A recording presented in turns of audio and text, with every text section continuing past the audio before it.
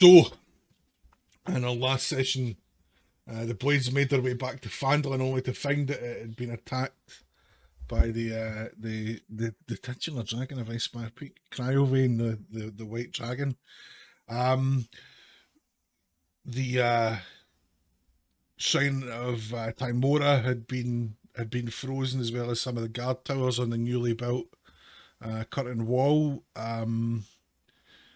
And the young shop boy who worked in the Lionfield Coster, who was so taken with our fair wisp that one time. I knew it was him too, and I was like, I'm not saying shit.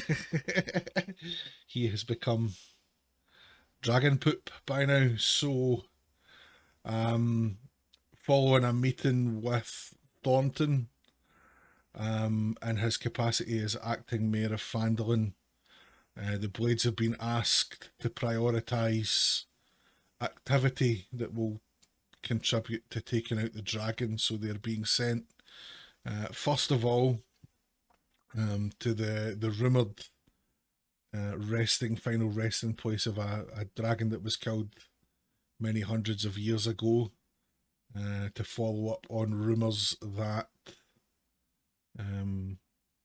some sort of helpful artifact might lie within that burial mound.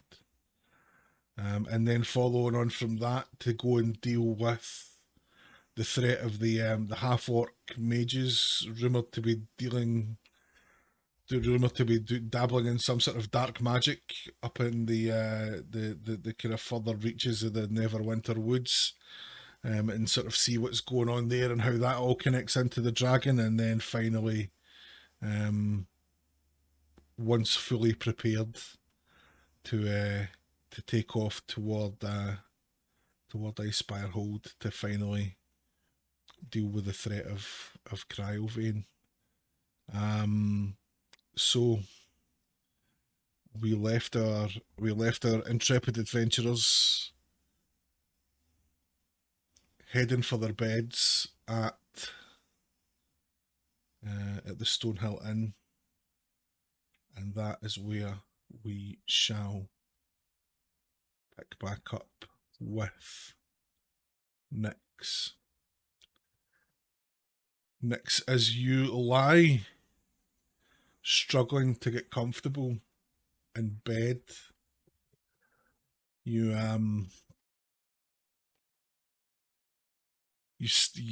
sort of stand and come to your feet agitated and irritated, and for some reason not feeling as safe or as settled as you're used to feeling in the familiar surroundings of the Stonehill Inn.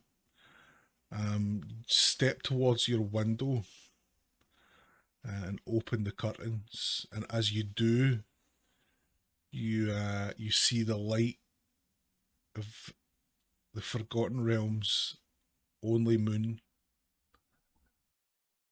beam in through your sort of mullioned in-room windows, and it gives you, in a strange way, some comfort, but in a strange way also seems to heighten that anxiety and that sort of twitchy feeling. You feel pain in your head, and you feel pain in your hands, and you feel the sudden urge to gnaw on something. And as that pain intensifies, you can feel it almost that the shape of your face is changing and elongating and almost sort of coming to a point. And through your peripheral vision, where you're used to just being able to sort of ignore the sight of your own nose, you see whiskers starts to sprout from either side of your now twitching snout. And as you step over to the looking glass in the room to see what the situation is there, what you're met with in the reflection is not a sight that you recognise. What is looking back at you is the form of a were-rat, following your encounter with the were-rats of the Mountain Toll gold mine when you were infected by were-rat lycanthropy, the first full moon has brought on your first full transformation. What do you want to do? I'm in my own little room, right? Just in your own room by yourself, yeah. You and Nox. Nox is sleeping. I'm gonna touch my cheeks where my cheeks should be and kind of fondle my face a little. And you feel that it's covered in a layer of fine, soft fur that obviously was not there before in your elf form.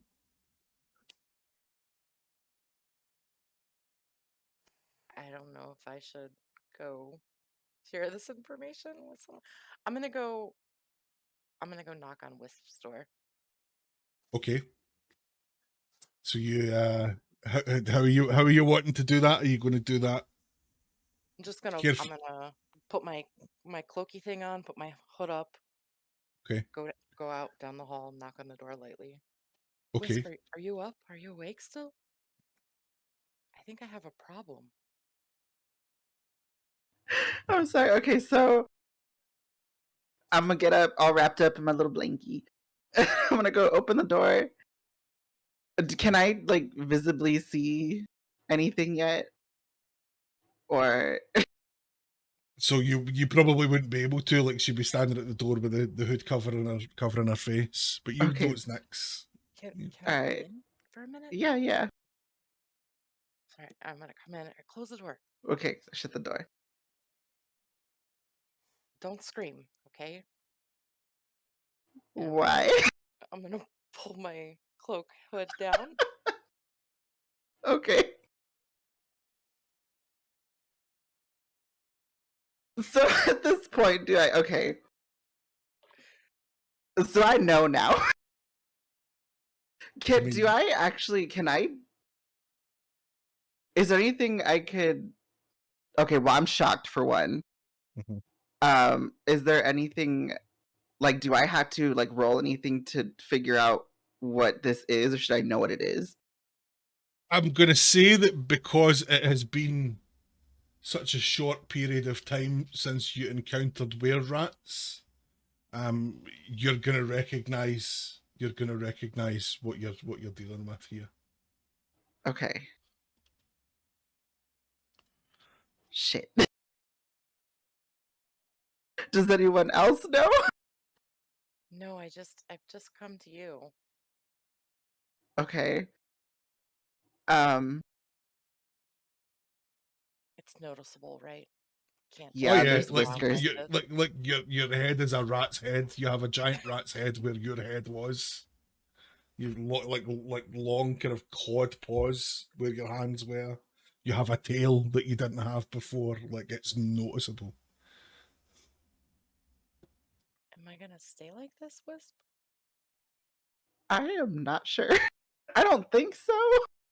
Okay, this would be an Arcana check. Make an Arcana check, please. Okay. We got a 12. Okay.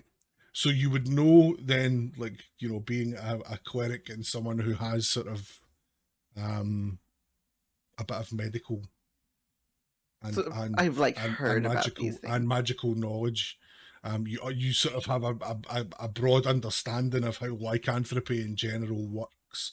So you would know that there are advantages and disadvantages to being a lycanthrope. First of all, the disadvantage is going to be that's going to happen sometimes, you know. But you'd be aware that you know that becomes more controllable over time, the transformations. On the other side, you're aware that there are certain types of injury that the curse itself will heal sort of instantly and effectively sort of make you immune to certain types of damage. Oh shit. But it also means that that you'll have an aversion and a sort of allergy to silver. So anything made of silver or containing silver can burn your skin, can damage you, kind of thing. You would also know that it's difficult to cure. It requires a reasonably powerful magic to or healing to remove a lycanthrope's curse. Okay. So I'm just gonna relay that information and just say, like, I've heard about this thing in like texts and stuff from other, priests and clerics and stuff. So this explains that one, what was it, the axe that we had in your aversion to it. Is this a curse? Is this counted as a curse? Mhm. Okay.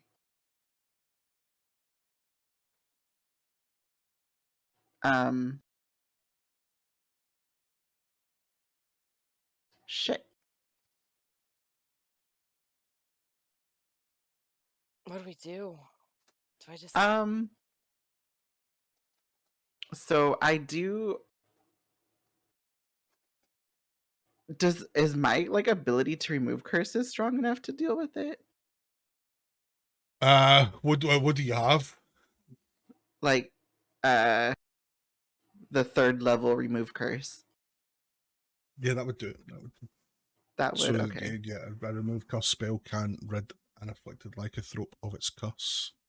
Okay, so I'm just gonna ask Nyx, because like, assuming we just talked about the like immunities to something, like some of the benefits and some of the like not so favorable things about it. Do you want to just ride this out for a bit, or do you want to attempt for me to like remove a curse right now? I mean, it does have its perks. I won't tell anyone if you want to try it out for a bit. I don't know how long I'm going to look like a rat. Yeah, I don't have the answer for that.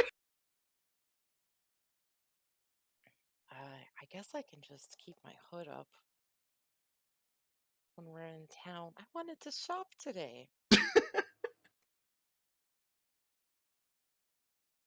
Can I actually tell like if there's like things about it that she can do to like,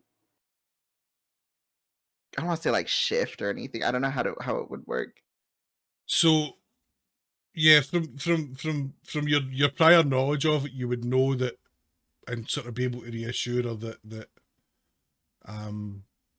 she'll learn to be able to control her transformations, and even to the point where a full moon needn't necessarily mean that she would transform. Okay. All right. So yeah, eventually you'll be able to control it. I would just suggest staying away from silver things for now. Okay. Guess I'm gonna ride this rat thing out. All right, and just let me know whenever you want me to attempt to remove I could try. Tell the Does others, Nox or know? I do you? I don't know, DM. Did you think Nox knows? I haven't been Nox, I told think at this point, up until now, Nox would have been sort of maybe sort of smelling something a bit different about you, sensing that something had changed a bit. But Nox wouldn't have the intelligence to really understand kind of what that meant or what that was. He just knows you through your sort of ranger bond with him. Okay. Do you think we should wake everyone up or just keep it between us?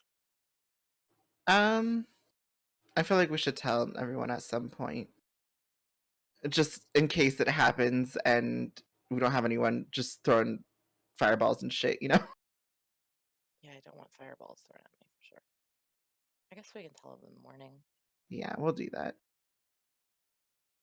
I don't know how to get it to go away, now, but maybe, like you said, just cover up for now to get a better handle on it. Okay. And also, I'm just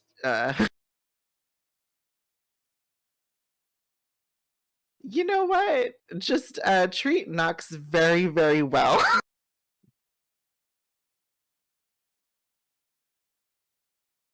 There's some things I need to tell you about Nox later.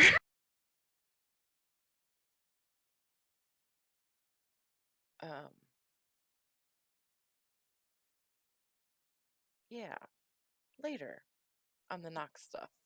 Yeah. Okay, I'm gonna go back to my room. All right. Intent. Careful, don't let anybody see you. Yeah, put my hood up. And scurry back to my room. Scurry. Scurry now. Now that you can scurry effectively, you scurry back to your room. Kind of throw your cloak over over the chair in the corner, and kind of looking about for somewhere that you can get comfortable. You spot at the bottom of your bed a large trunk, like a chest. So you kind of take some blankets and some pillows, and you sort of make yourself up a little nest inside of that trunk. Climb in it, sort of comfy up in your little nest, and close the lid over on top of you, feeling safe and secure in your little rat's nest trunk for the night. I sleep in boxes now. I sit. Any small spaces? Any small spaces now? That'll be your jam. So morning comes and you wake. Or morning comes to you all, I suppose. Everyone wakes, and I run to a mirror. Next, you wake up in your box, spring forth and run to a mirror, and is your normal red-headed elf self looking back at you. I'm still gonna put my hood up before I go anywhere, just in case it. Just in case it happens again. Okay, no worries. So, order of business today was going to be prep, speak to Thornton, and try and get out sharp. Was the plan. For Vale on Mrs. behalf, I am gonna go and nip over to the Shrine of Timora before breakfast to see if Sister Garael needs any help. On arrival there, Vale will make her usual prayer and her usual one silver piece offering, and just say a little prayer to her goddess Timora, the goddess of luck, and take her usual inspiration point for that.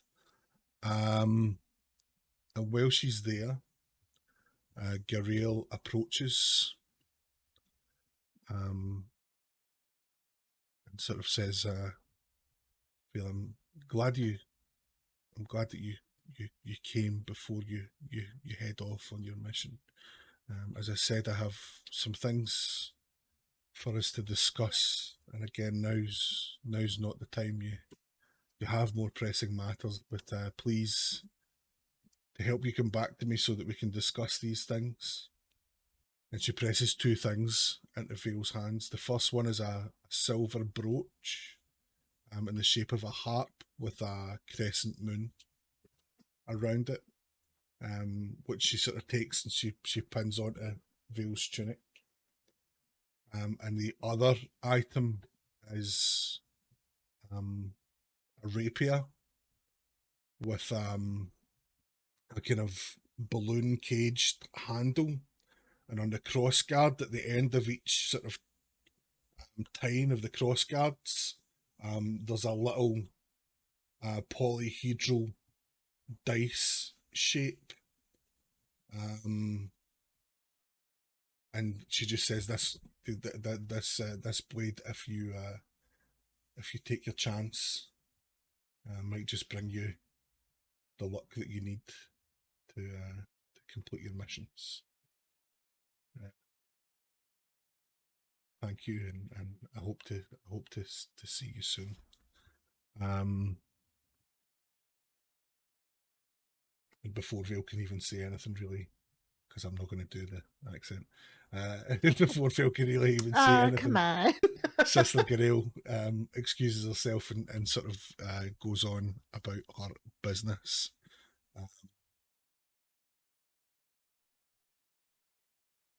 We will make our way back with our new brooch.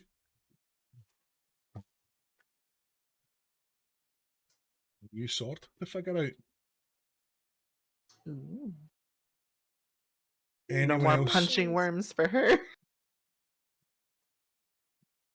Anyone else get anything they want to do or The only thing I probably do is just get up and go check up on Nyx and see how she's doing. That's pretty much all. I need cheese. I'm gonna notice the nest and be like, okay. Don't judge me. Hey, do what you gotta do.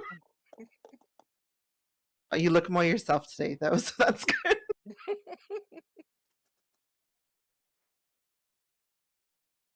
I wanted to see whoever about upgrading my bow. Okay, so that would be armor. So, are you looking to? How are you looking to upgrade it? Well, with enchantments, like +1 enchantments, or are you just looking to kind of get them generally repaired and gussied up a bit? Yes, all of that. Okay, all of the above. Okay, so you're probably looking for Willy Bar's shop now. All right, I'm gonna go see Willy Bar Rebel Bebble. Willy Bar Rebel Bebble. Anyone else making their way to Willy Bar's? Yeah, I'll follow along. I figure I probably woke up early, checked on Toblin downstairs, see if he needed anything. Got my morning coffee if there is any. And met them downstairs. Okay. I don't figure Nico slept very well after all the stuff we heard the previous day. How do you add stuff under other possessions on D&D Beyond?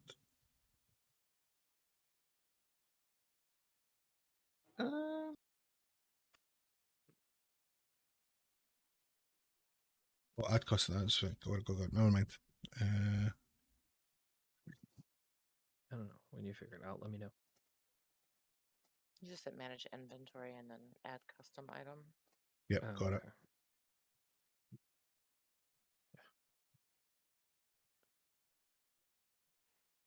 I just checked my other possessions for the first time. I have a scroll of pedigree, apparently. Yeah. Your patents of nobility. Peppers, please. So, I don't think I might actually. Project, if you're listening, which you said you were going to be, was there anything you were wanting to get done at Willy Bar's? Or indeed to buy before we left town, or do you feel pretty well equipped right now? I remember something about a sword, but that was it. He's well armed already. What does he need a better sword for? He's already got his big... He's warrior things. Yeah. He just likes hitting stuff. Right, so... He doesn't. So off to Willy Bar's then. Was there any other stops anyone wanted to make on the way? So you arrive at the little shop front where you had seen on your last time heading out of town, where you had seen Willy Bar was setting up his artificing shop. As you go inside, the first thing that hits you is the absolute just cacophony of smell and noise and almost just chaos that sort of waits for you on the other side of this door where Willie Bar is.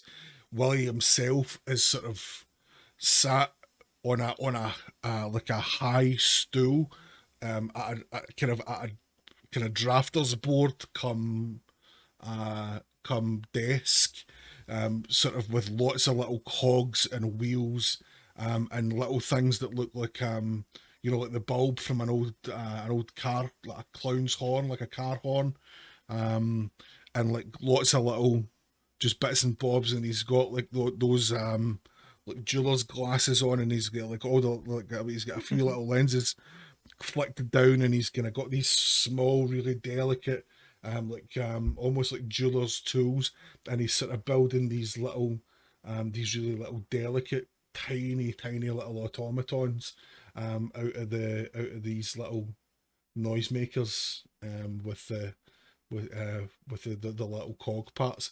And as you kind of move closer, you see that there's actually there's a couple of them running in circles round his desk, and they're contributing the occasional ha ha, and like the just the madness of the noise of his workshop.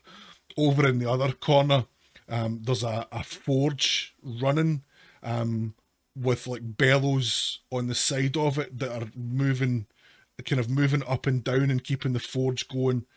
But it seems to be happening by some magical means. It's not supported, or it's not, it's not being operated by any sort of visible, thing that you can see. He doesn't notice you, coming into the shop, just too absorbed in his work.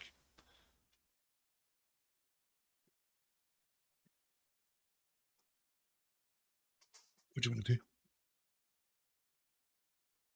I'm gonna hide behind Nico because this place is chaos, and I'm just standing there looking at everything. Yeah, I'm kind of overwhelmed by the sound and fury of the place a little bit. Just the more you look around, the more you sort of take in that actually Willie, it looks like he has been really busy, since he set up shop. Like, not only are there like the little noisemakers sort of running about, there's like a little basket, like a bucket rattan basket, sort of full of them, that obviously that aren't activated, and they just say, Rebel Bapple's automatic noisemakers. There's like a sign that says that on the bucket. Behind them, you notice now as well, there's sort of a chalkboard, with kind of his like his name, Willie by Rebel Bapple's Arcane Enchanters, kind of written across the top of it, and then there's just like a list of all the sort of services that he's able to offer, and it's just things like, enchanting, improving, repairs, inventions, custom work, custom items, and all of that kind of thing. He probably deliberately, because you get the impression that some of the services that he's offering are actually going to be pretty expensive. There's no sort of price list or anything like that. if you have to ask, you can't afford it. You have to ask, you can't afford it, exactly. So I barge up there and I ask. Never mind.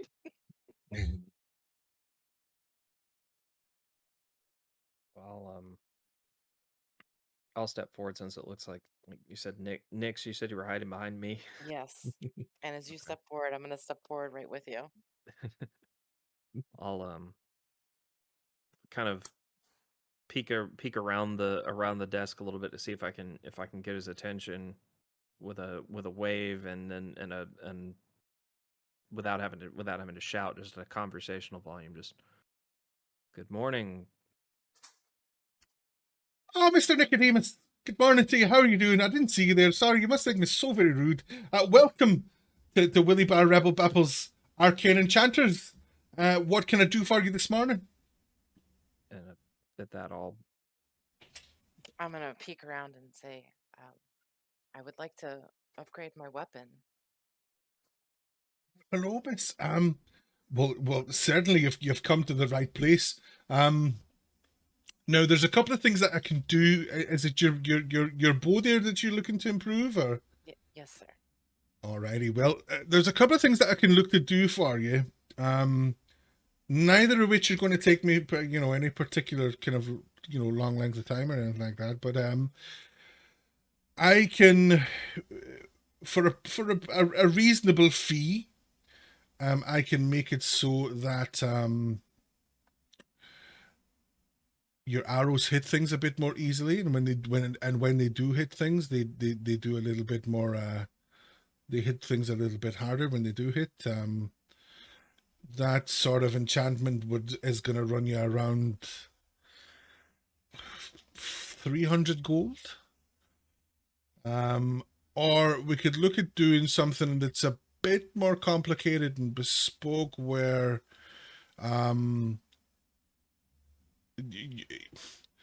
what I would do is I would take away the bowstring and I would use magic to replace it.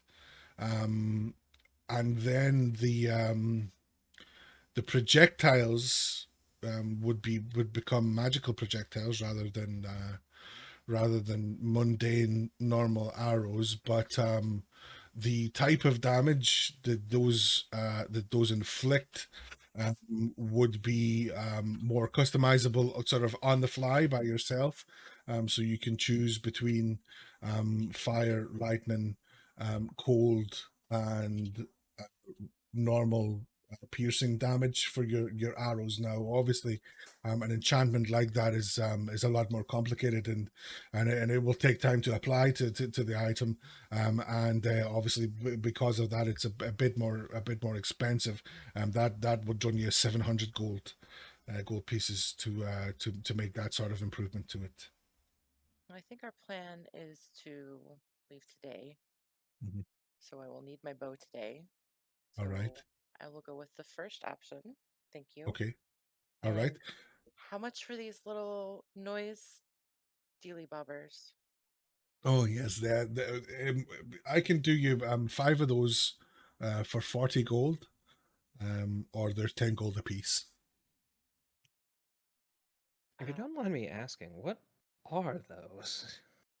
So those are automatic noise makers. So when you say the code word near one of them, you can program it sort of with a range, a variety of sound effects, from bird calls to like a loud sort of siren type noise, anything that you can imagine, really.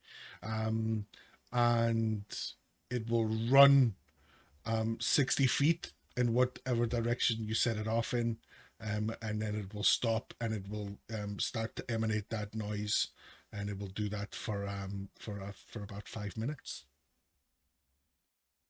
I'll take You said 10 of those. You take how many? Sorry, 10. You said 10 they of were those. 5 for 40 gold, right? Yeah. So that's another 80 gold. Then so your bill then will come to 380 gold. Okay. Okay, Done deal. done you deal. said there were some of these noisemakers on the counter. Mhm. Okay, I'm like leaned over looking at one, just like totally fascinated. Just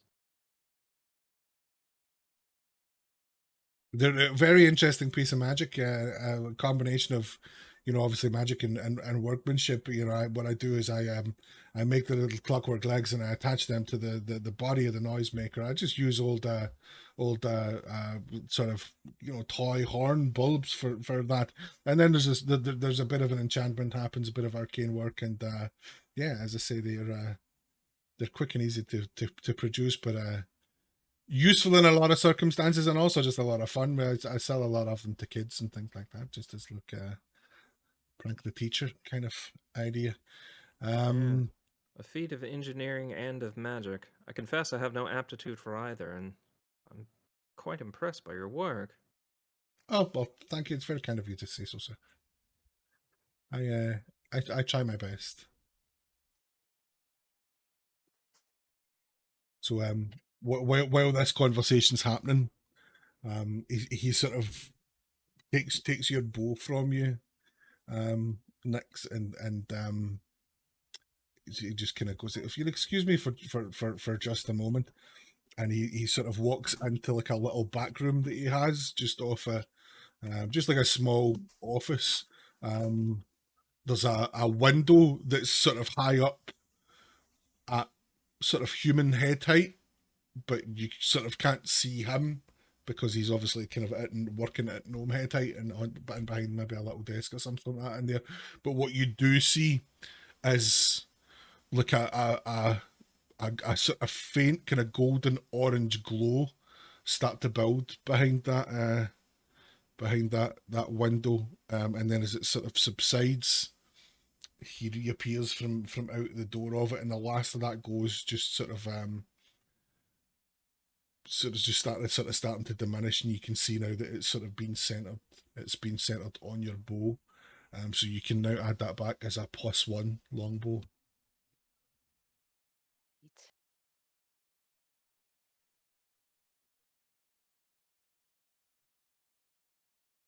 Now, is there anything else I can do for any of the rest of your fine company while we're here?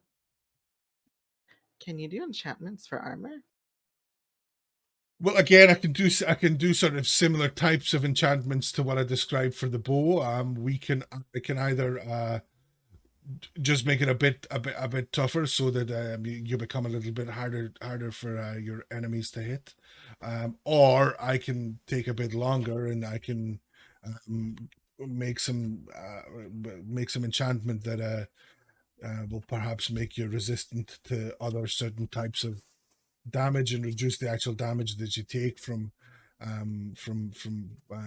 your enemies.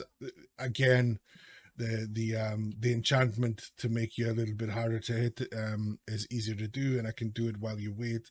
That would run you again 300 gold. With armor, though, it's a little bit trickier to enchant, and it would need to be specific damage that you would be looking to resist. I would need some more expensive components for that type of enchantment. So even with your Broken Blades Defenders of Phandalin discount, you're looking at about 1,000 gold for that sort of enchantment. But if for example you wanted that armor to make you resistant to fire damage, I can do fire damage resistant armor for you for that price. If you wanted to do it, psychic damage, I could do it for psychic damage, etc. You said 300 for a general improvement?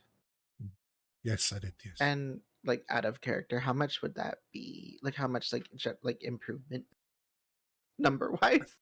It would give you a resistance, so it would. Okay. So it would be half damage of that type. So if you got if you spent the money on, say, armor of fire protection, which is what this would be, and then it would make you resistant to fire damage, which would mean you would take half damage from any fire damage. I'm interested in the general improvement for my armor. I kind of am too. Okay, so 300 each. Right. Give them off whatever armor you're wearing. Okay. And Willie Bar will go in and repeat the same process that you just saw him do with Nix's bow. And you can both add whatever types of armor that was you were wearing. Probably both were wearing leather armor, I would imagine. So whatever that was is... I had a chain shirt. Yeah, I did too. Okay, so +1 chain shirt then. Okay. 1 platinum is 10 gold here? Yeah. Okay, so 15... 30 platinum or 300 gold. Yeah, okay. It's going to be a split payment. But or any combination of the two. Yeah. Write me a check for 69 cents. There we go. I need help with math. Okay.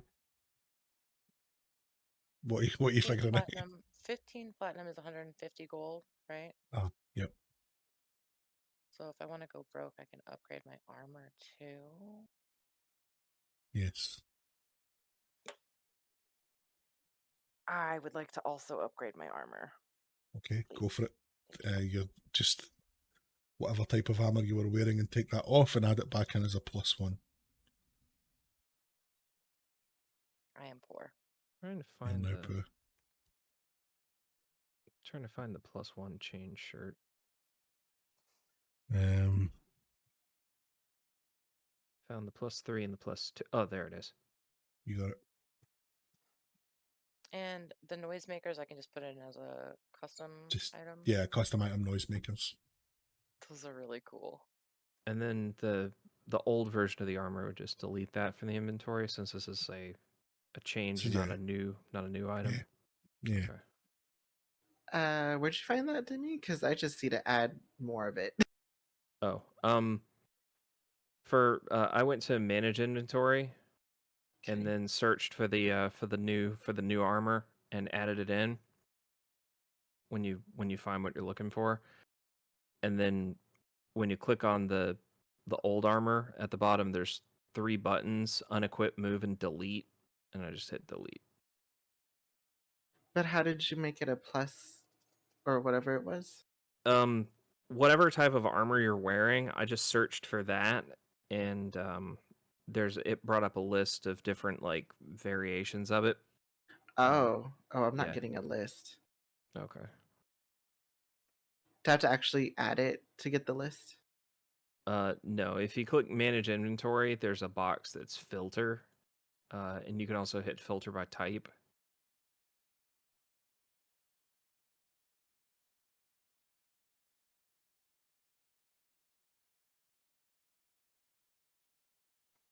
Got it. Mine sorted out. Did it add to your AC properly and Mhm. stuff? Yeah. Yeah, mine just gives me chain shirt. That's it. It doesn't give me any other option. Then I'll see. So while you guys are all doing this, and kind of waiting the time for Willie to do all your enchantments and stuff, Vale's outside, with her new sword, like practicing with it against a hitching post outside, just so that she can attune to it properly. So she's just outside spending this time practicing with her new blade. And I'm going to assume that Miz would I'm want sorry. to It's a +1, right? Yeah. Okay, it was at the bottom. I did not see it. Not you.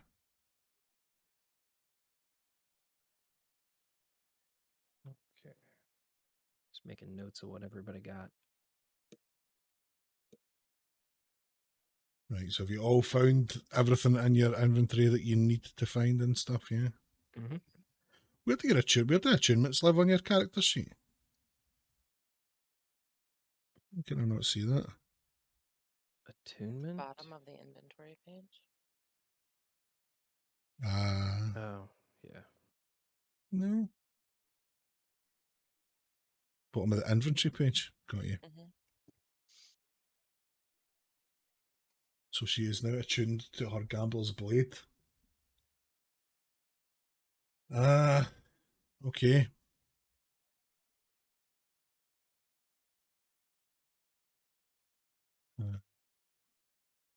And as I am what the Gambler's Blade is for the rest of you, it can be between a +1 to +3, and you decide every night kind of which of those you want it to be, but you take the same penalty to any death saving throws that you have to make that day. So you can take a +3 to all your attacks with that rapier, but you get a -3 to all death saving throws that day.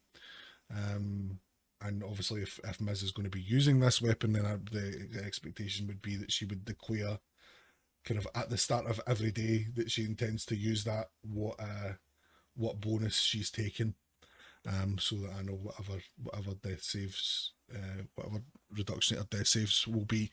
But since this is her first day attuning to it, she's going to take a +1 to her Gambler's Blade, and a -1 to any death saves for today. Alrighty, Roo. Are we all done at Willy Bars? I just want to ask about a shield. If I can get the shield enchanted too. Okay. So the it would be, I mean, it would be the same sort of enchantments that we could do for you. A shield again really sort of falls under the category of armor in terms of difficulty, and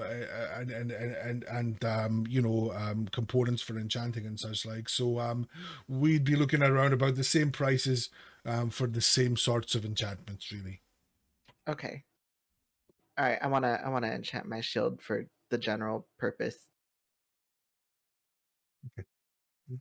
All right, okay, yeah, sure. So the a +1 as well. Yes. Okay, so again, he sort of takes your shield away from you. Takes it away another 300 gold. And it is now a +1 shield as well. Can I get the rundown on the noisemakers again? So yeah, so basically, once you say the activation word into it, so you can sort of whisper the activation word into it, which the activation word is just the maker's name. Great. We'll never be able to activate it with a straight face. Without laughing, right? And then you can sort of tell it what noise you sort of want it to make. And then when you release it, it'll go 60 feet in the direction that you release it in, and then start making that noise. And it will do that for a minute. Any noise. Any noise you want it to make. It could be anything from the roar of a dragon to the chirp of a cricket, and anything in between. You know, you can make it make whatever noise you tell it to make, and it will make that noise for a minute. Once it stops, once it makes it 60 feet and stops. Minor illusion in a can with double the range. Spicy. Actually, Can be fun. you know, Jen's only going to use it to make really loud fart noises in the middle of pubs, though, right? Like... That's worth it. What else are you going to use it for? I can't think of any other practical use for it. Okay, so Willy Bar comes back after a few minutes with your shield wisp, and he says, "I'm glad I've been able to help you today, because I've never been so scared as when that dragon attacked. I thought we were all done for. So please, whatever you can do, please get out there and get after it, and please save our town." I'll tell you the same thing that I told them in the pub last night, my friend. I can't guarantee our success, but I can guarantee that we will do everything we can. Well, I guess that's all we can ask. I'm just glad that I've been able to play. I've been able to play my own little part in that. Hopefully, as as time goes on, there might be some more help that I can provide. I only feel sorry that I'm limited by my sort of scant resources here, and that I have to charge you what I have to charge you for the help that I can give. Yeah, but I wish you all the best of luck on your adventures. I'll give one of my Thank you. noble bows and Thank you. thank you. And he kind of returns the bow kind of as best as he can without falling off his high stool, and kind of bids you good afternoon or good morning. I guess it's still mid morning, right? As we got up early. So heading off now to see Thornton, or was there anything else you wanted to do before that? Go for my morning cry. Doesn't he owe us money? He does, doesn't he? Mm-hmm. What Let's was that go again? collect. Let's go collect. Wasn't it the bell? The Well, you're gonna bell have to- and uh the Mermaid job for statue thing? No? Am I making that up? Don't listen to me. he The still hasn't bell and paid us for the the loggers camp job. hasn't paid you for loggers camp. He didn't pay you for the bell, did he? I think he did pay you for the kind of apple-sized gold nuggets, right? Yeah, he said the bell was going to take time because of how Because how much much gold it it was going to was. require. Yeah. But he still needs Mm. to pay you for. Miz has got a small chest of various gems of various quality and size valued at 1,000 gold. You got rid of that as well, didn't you? Miz will know. Ben Miz, we'll figure that out next week. We'll Ben Miz's notes. Okay, so loggers camp job. You need to go and see Thornton at the miners exchange. We're still doing okay on like normal provisions, aren't we? Like normal supplies. Define normal supplies. Just like, you know, Rations and- rations, water, all that kind of, you know, basic staples type stuff. like everybody's just got the same 10 starting rations in their, Yeah, I'm in not their sure that I've camp. actually been keeping track of that. The inn has Yeah. been taking very good care of us. Yeah, that's it's true. in all fairness, yeah. You told me I didn't have to count my arrows, and I was like, yeah, okay. Yeah. We've still Yeah, got Limbus loaves in our in our backpacks. Yeah. We're still fine. Aye, the old infinite rations, eh? Okay, so on heading down to the miners exchange, you're sort of arriving down there at the same time that Thornton's getting in to sort of open the exchange up for the day. He sort of sees you coming down the path and waits for you at the door, and he sort of quietly beckons you to go inside. He's like, "Make your way through to my office." And he heads through. So he, you know, once he's kind of in the office behind you, he kind of does his usual, kind of hits his head round behind his desk and sets his feet up. And you can see now that he just looks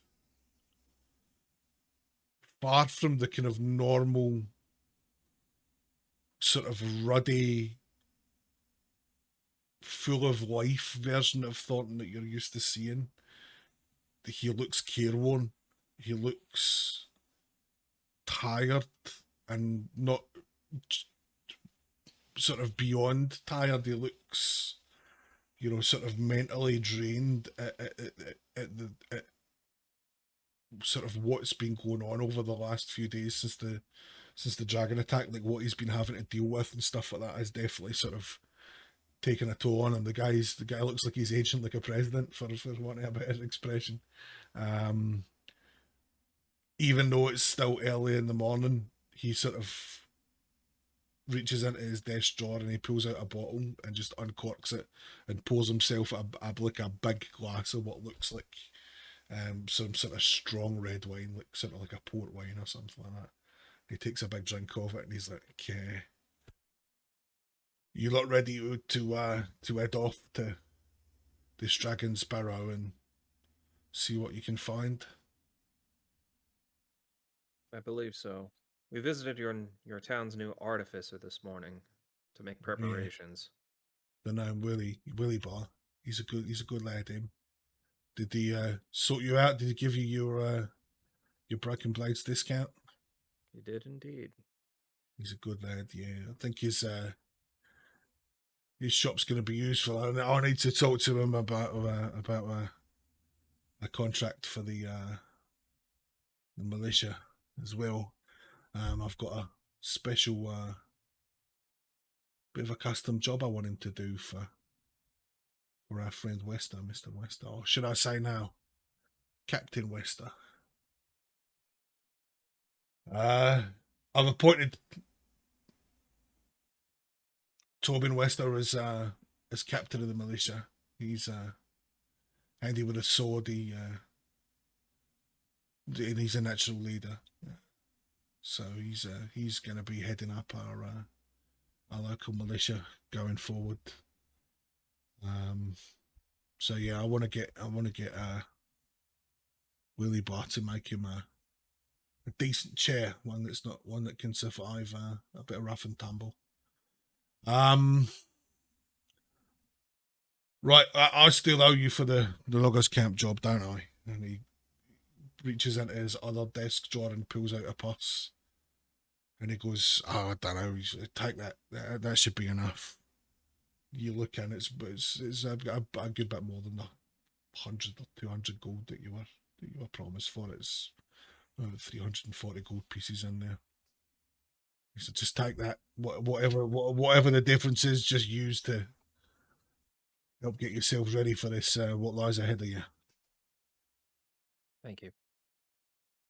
I have a question. Previous session, I got to thinking about it. I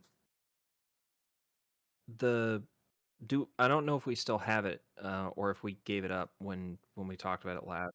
We had a letter from the guy at the Tower of Storms from Moesco Mm-hmm. that had a symbol on it. That we identified the symbol, didn't we? Yep. Okay. It was the mark of Macro, the Right. god of death or whatever it is. Okay. And So definition. Thornton brought up the dragon Barrow, and so I'll ask. So your recommendation, your intuition is that we should reach the Barrow first? I would say the Barrow first. Just because of what's rumored to be there will help in the next steps of your endeavors. There's something about this these half-orc mages in the woods that has to be connected to the dragon somehow. Yes. And then obviously the it makes sense to wait. You don't want to fight a dragon underprepared and short on information, so I figured that was the best way to do things. I think you're right. I did some thinking in the night. I'd forgotten the letter that we found at the Tower of Storms bore the symbol of Myrkul. I don't think that the Storm Lord is the only god these half-orcs are worshipping. I think they're into something darker, perhaps. You don't think the Stormlords and the Stormlord cultists and Miracle cultists, they would be working together? Possible. I can hope not.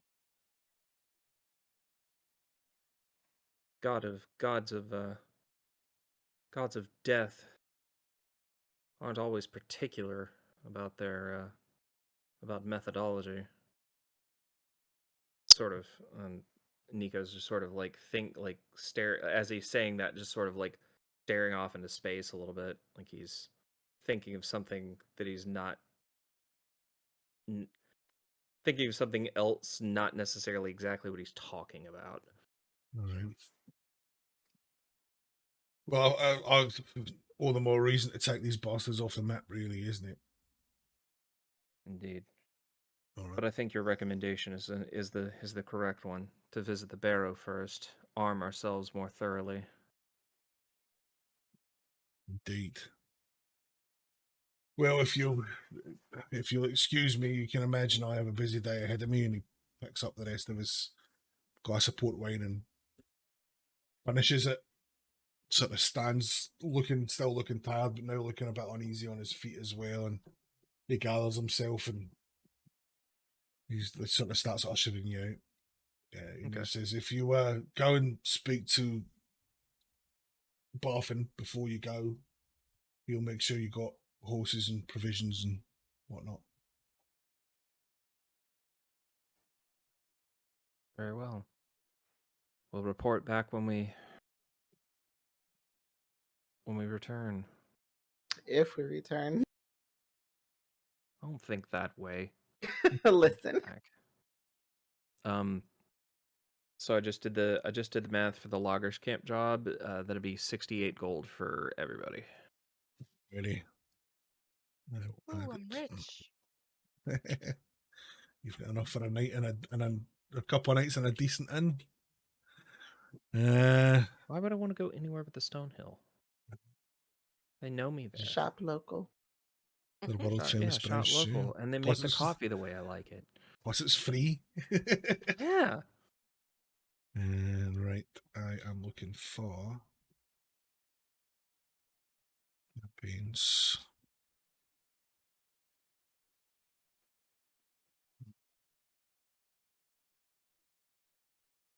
How much did you say? 68. 68. You said it was 340 total? 340. 340. Then yeah, it's 68. 68 per party member.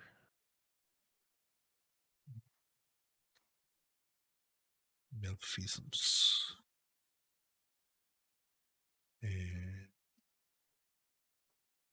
Jeez, oh man, Mal's caked. He's only spent a bean, that boy. So you said caked, and I thought of his butt. Cake means That's what he spent all the money on. A BBL. Mal got a BBL. Maybe that explains why he's looking big in that these days. Righto. So making your way now up to Barthen's Provisions, and as you arrive, your 5 ponies that you've had use of before, waiting outside, held by Barthen's shop boy, loaded with provisions for a couple of weeks on the road, and bedrolls and tents and water to see you through, etc. And Barthen is with his big bushy beard and his big barrel chest, steps out, sort of munching on an apple, and takes his place sort of stood on the porch of his store. It's like just sort of gives you a sort of an appraising look and a positive nod, and he's like, "Thanks again, Broken Blades, for everything that you've done. I fear that the worst of your quest and your task lies ahead of you, but I know that you'll succeed. Bring glory to yourselves in the doing. Good luck to you. Wish you all safety on your travels." Thank you. Thank Will do. you. Inside. So, you are now mounted, ready to go, heading off in the direction of the Dragon's Barrow, which was previously mapped on your map, being a few days north. Sorry, a couple of days north. Went my way to the old world map again.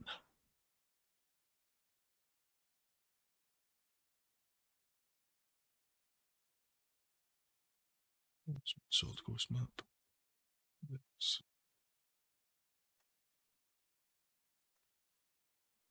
You guys see that you've got the Sword Coast map on your Roll20 now, yeah? Mm-hmm. Yes. Yep. Oh,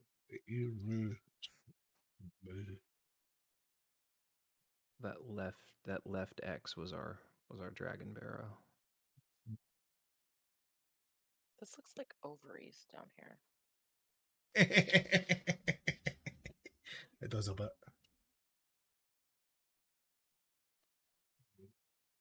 Yeah, so that's X. So you're a night out camping, and then a day's walk, I think. So you'll probably arrive at night at the Dragon's Barrow. So leaving Phandalin, why is that not mapped on your map? Leaving Phandalin, can we please have a marching order? I'll go first. Okie dokie. Vale will kind of fall into line alongside you. Mal will bring up the rear. I'll stick to the middle, or about even with Vale, probably. Alrighty. Go ahead and make a perception check for me, please, Nix. 19. 19, lovely. As you set off, you see to the west, over the cliffs where the Tower of Storms was, a storm is starting to roll in. It would definitely be with you by mid-afternoon. Other than that, doesn't appear to be any danger immediately in your path.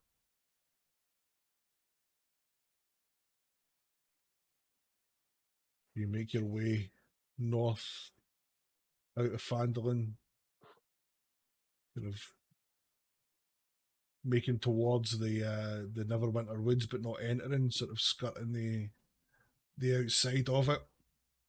And maybe 3 or 4 hours after leaving town, the storm rolls into the west. Rolls in from the west. The rain is unrelenting. It is absolutely lashing it down. Visibility in front of you is not good. You know, your ability to sort of hear approaching danger is really affected by just the pounding of the rain and the clashing of the thunder and the roaring of the wind. I am going to need for you to make a survival check, please. You can either do that as a group or one person can do it with advantage.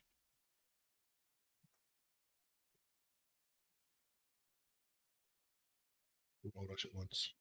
My survival is not great, so I'm probably better off assisting if I can. Let me see what mine is. My survival is a +5. I can do it.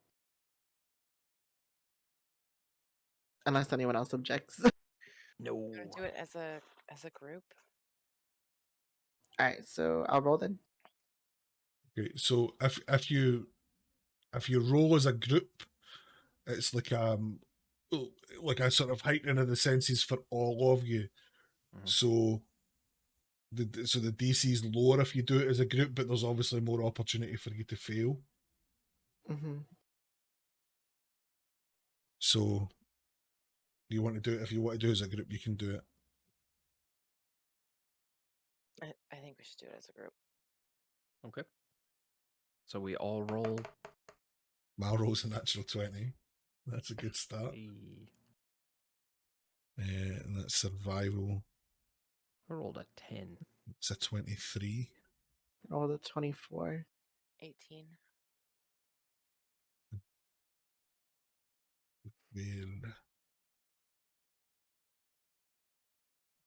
That is a +1.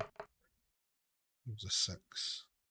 So you were all kind of in the 18 or 19 or better, except for Vale, basically. And me. What did you roll? 10. 10. I'm a city boy. Fails. I don't know how to live in the woods. Yeah, you even have your papers. 2 fails and 3 passes. One of the passes was a natural 20. So, okay. So malfeasance bringing up the rear kind of gives like that fingers in the mouth whistle that cool guys can do that I can't. And sort of brings your little column to a halt, and he kind of gives you the eyes behind sort of signal, and sure enough, behind you at a distance, just at the limit of like what your visibility is, which is sort of it's a few hundred yards. So it's not like this person's just like right up behind you.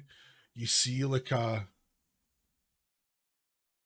quite a large figure, but like with a wearing sort of a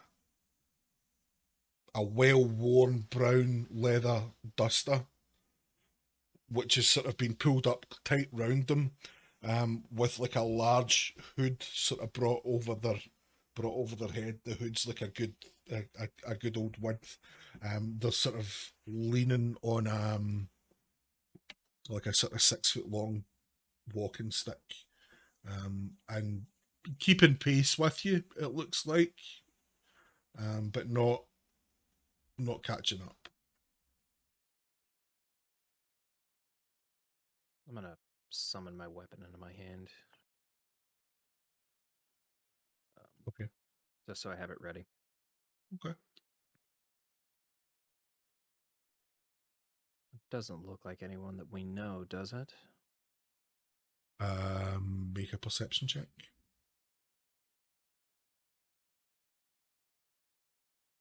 13.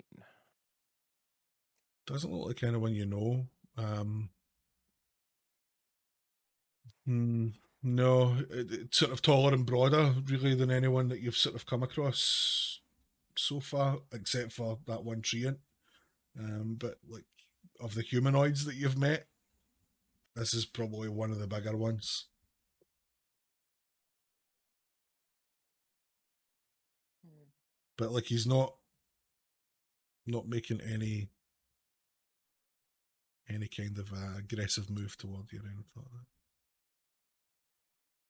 And he's now that he's sort of seen you stopping, his own pace is slowed almost imperceptibly. He's definitely sort of trying not to catch up with you. Hmm.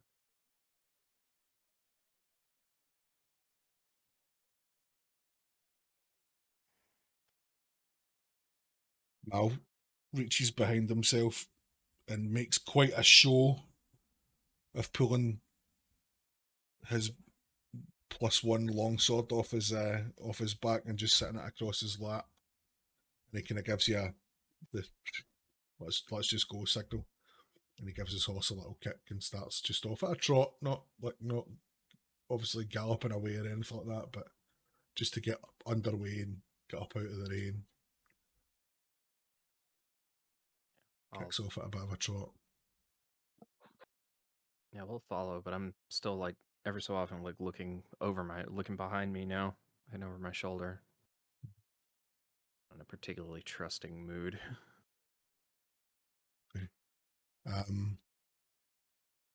Next, Vale's just going to sort of ride up alongside you and just be like, hold my horse. Oh, okay. And she is going to transform into her strider form and try and sort of sneak round behind this guy just to sort of get a better look.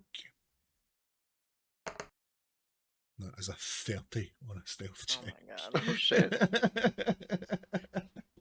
She is a stealthy lady.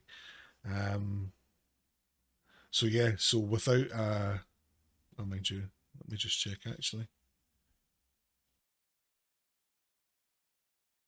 Oh shit, a brick. So yeah, without any great difficulty, just using the terrain and her natural speed, she sort of finds her way around just to get closer. She spends a few minutes sort of taking a look, which will be a perception check.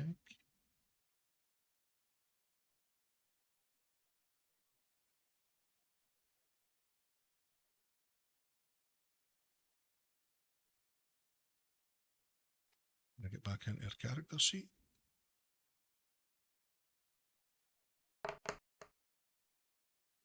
Which is an 8. Okay. And then she'll use that same stealth to kind of get back around. And the next thing you know about it is like about 5 minutes later, next, Vale, transformed back into her normal sort of humanoid form, is sat on a horse next to you going, "It's just an old cat man. We do not need to be worried about him. Let us just go." An old what? Did you say I know. cat man? An old cat man, yes, a tabaxi. He's an old I'm gonna tabaxi man. pull my hood up a little further and make sure it's tucked properly. Should we go talk to him or? No. Alrighty, so And if you guys want to, I don't want to speak for everyone.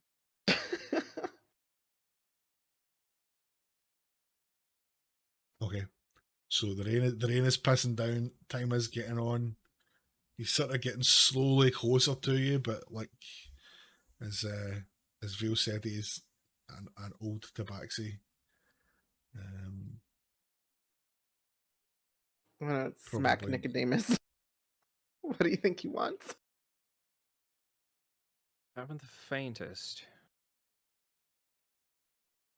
Whatever it is, he's not gonna get it if he doesn't get any closer to camp. But I definitely am going to keep an eye on him. Okay, so are we keeping riding on then? Oh, Mhm. okay. So as the day wears on, eventually the weather clears. The worst of the rain does anyway, and leaves behind it just a sort of squally drizzle. As the sky starts to darken and night begins to fall,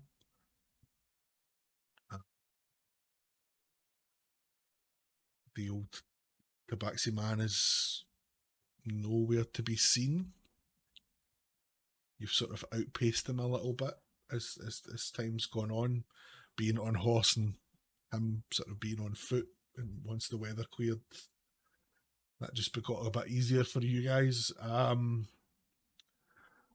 Someone want to make a survival check for the evening's camping ground? I can do it. Okay. Please no mosquitoes. Please no mosquitoes. I'm very sorry. I rolled a Slight 1, mosquitoes. so Yeah. 9. So a 9, okay. So you find, like it's sort of been raining all day. You're in sort of exposed grassland. You're sort of not on our main road or anything like that. You find, a spot that's sort of serviceable enough. Out of the way of, anything that's sort of particularly nasty and sort of covered on two sides at least. From anyone who might potentially want to sort of sneak up at you in the night. So yeah, here seems like as good a place as any to pitch tent and light a fire and try and dry off a bit.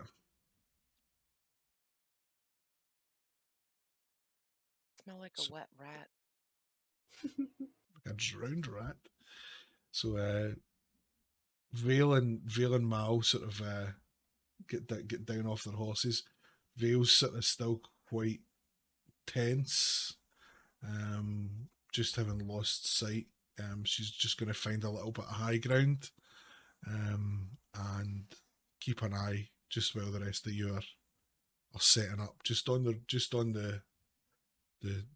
sort of that southerly direction from where anyone who has been following you would be coming. And I make a perception check for that.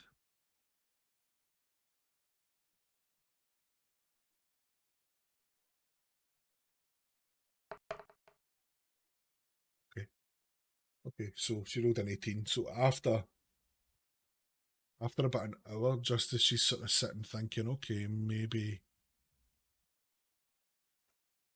she starts to see the sort of grass off in the distance, kind of a few hundred yards away, start to sort of be pushed apart and stuff. And she just sees the sort of the top of that large hood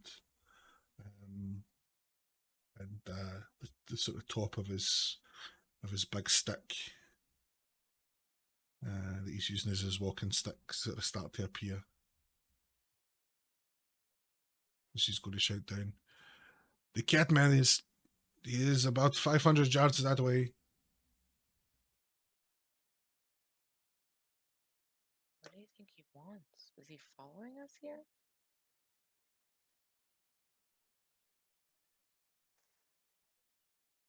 Is he just still walking along, or is he just watching? No, he's still just walking along. He hasn't stopped or anything like that. He's still just walking.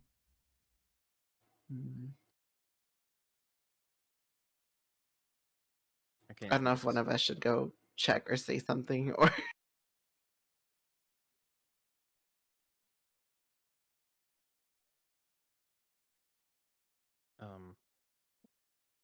Yeah, I'm watching or looking, and I can't think of a single good reason why you would be off the main road behind us like that. So.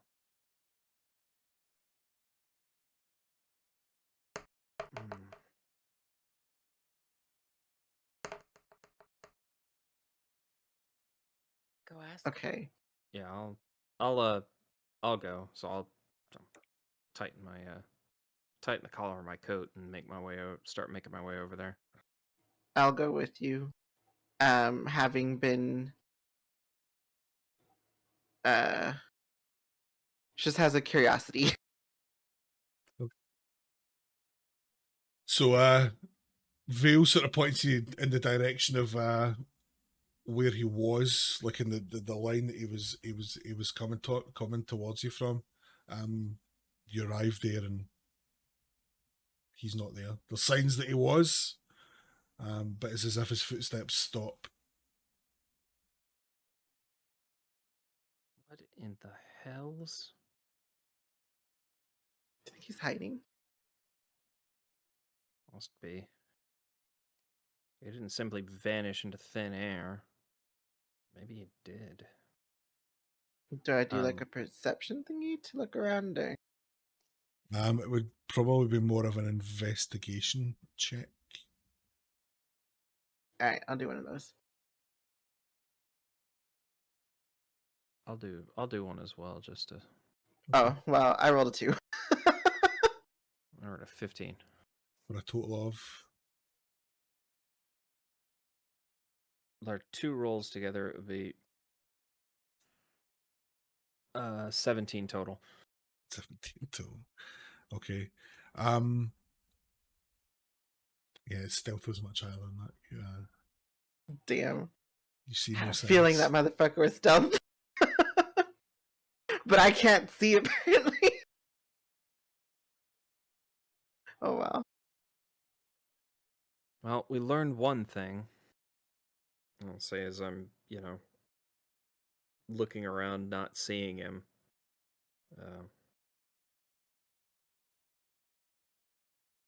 He's definitely trying to stay hidden from us. Which means that whatever reason he has for following us can't be good.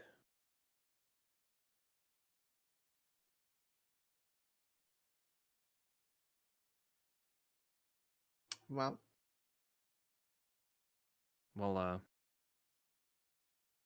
since we already did our investigation, there's not much of a chance we're gonna find him again. So I'll make my way back over to Vale. And he disappeared. We lost him. I sent you right to where he was standing. How could you lose him? We got there and he was gone. Which means he's...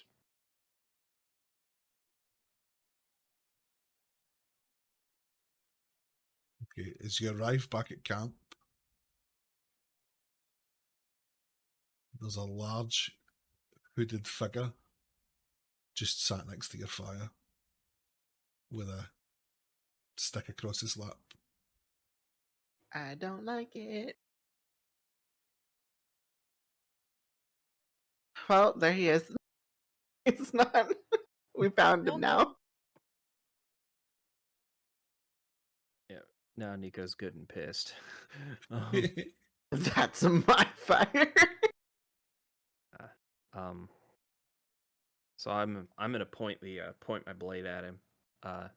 You there, state your business. I don't take kindly to being followed. So at that, he sort of reaches up sort of slowly, takes his hood down, and underneath the hood you see this sort of grizzled, sort of veteran-looking, portly tabaxi gentleman. His grey fur and broad face sort of give him that sort of like just freshly ran into a window look that Persian cats sometimes have.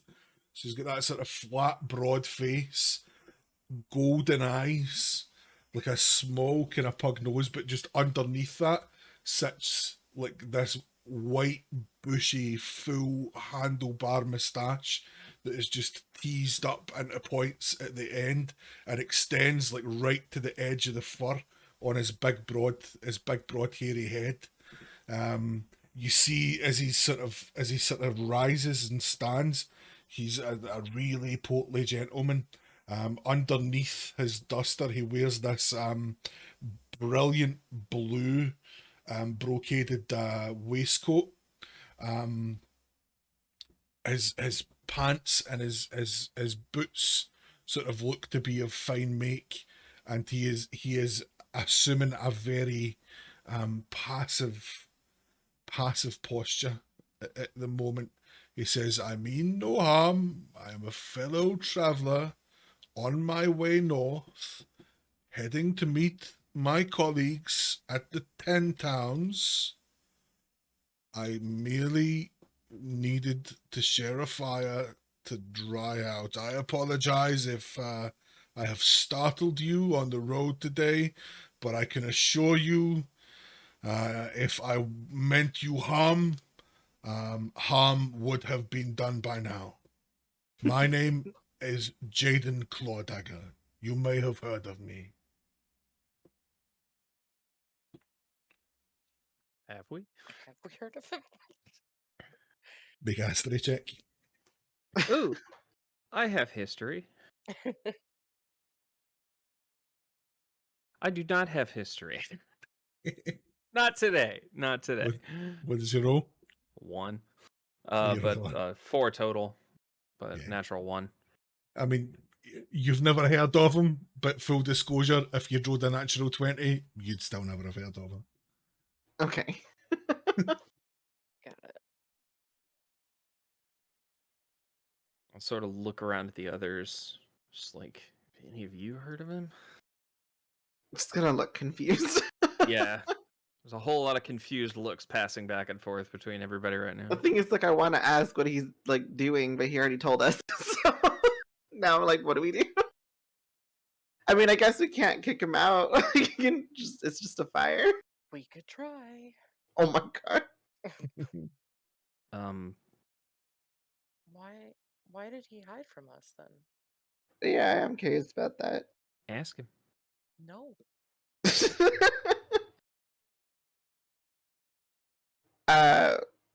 Fine, I'll ask. Sir, why were you hiding? I merely wished to test to see what sort of manner of individuals you were, whether or not you may have, shared some of my own particular skills, or whether perhaps you were inclined towards the adventuring life. I meant no offense by hiding from you. I certainly do not wish to visit violence upon anyone this evening. I merely wish to converse and to share your fire. Yeah, I don't think there'll be any violence. We just had suspicions. I want Excuse. to see if there's a way I can. Is there a way I can tell if he's telling the truth? Yeah. You could make an insight check. I'm determined to get one good dice roll today. Come on. 18. 18. He seems on the level. Yeah, he genuinely is just looking for a fire to sit by for the night. And maybe some some nice folks to shoot the shit with. I'll Alright. I'll lower my my weapon, but I'm not putting it away. I'm not gonna unsummon it. So I Okay. apologize for my brashness. We've had rather a trying couple of days. With everything that's going on in these parts, I'm sure you have. I unfortunately was arrived too late in Phandalin to assist with their dragon attack, but I ended up slipping in and out in the course of a night, as I wanted to get back on the way to meet my colleagues. Please sit. I will cook us some dinner. It was by way of an apology for sneaking up on you. And he sort of sits and sort of pulls out a pot out of his own pack and pulls out like some provisions and like a few rabbits and potatoes and all of that stuff, and he kind of goes to business. Potatoes. Goes to business, sort of making a bit of stew. I have butter. Oh, you've got some butterscotch butter, lovely. I have butterscotch butter. For your I share lamb, some of the butterscotch butter. Sorry, I got really happy. You can see, he puts a little bit in his hand and like a little cat. He's just kind of licking the butter. This is... I contribute to a dish with my butter. So he just sort of starts. He just sits down and just sort of starts talking while he's while he's cooking. He's like, yes, certainly trying times on the Sword Coast at the moment. I myself I had to travel to my home in the south and leave my my colleagues. They are currently in the far frozen north, the 10 Towns area. They await me there for a contract that we had to undertake. Yourselves, what's your story? Well, we're gonna go try to fight the dragon that attacked Phandalin. This has been an ongoing thing. A noble quest, a noble and worthy quest. Then, have you encountered this dragon other than its attack on Phandalin? Have you any idea what you might be up against? Once in the wild. Really, you survived to tell the tale. Yes. Impressive. Well, shall we eat and perhaps we could discuss the possibility of perhaps some trade that might be to our mutual benefit. All right.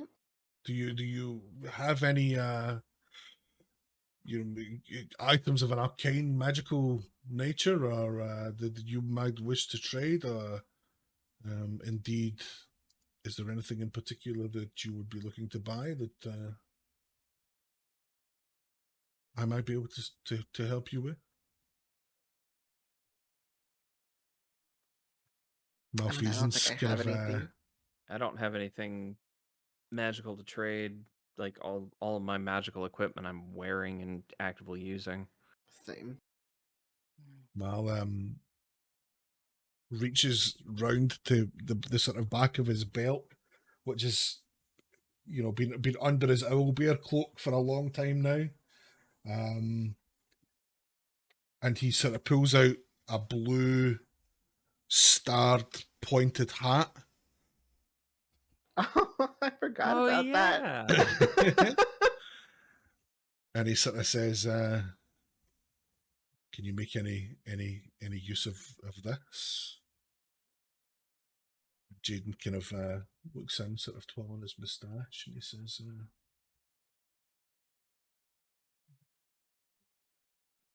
"What is it?" So Mal then kind of explains to him that it is for wizards. What the hell? Why can I not find Mal's character sheet? Because it's in campaigns, not characters. It's been a while since we got that. Yeah, that was like episode 2 or something like that, wasn't it? It was really early. Hat of Wizardry. Hat of Wizardry, eh? Back from, was that Gnomon card, or was that? That was Gnomon card. That was episode. Yeah. So inventory. It's like we also have a pole of collapsing. Forgot about that. What's this Hat of Wizardry? I'm in your. Is that Nico's character sheet? So he has this Hat of Wizardry.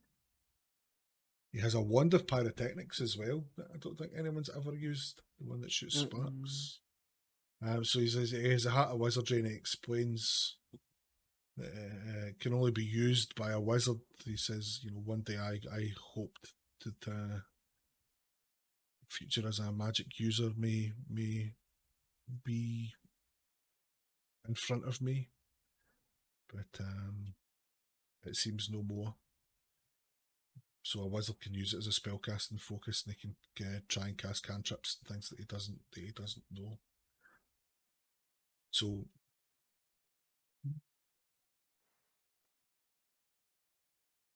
I do have a wizard in my party who I think could make use of such an item.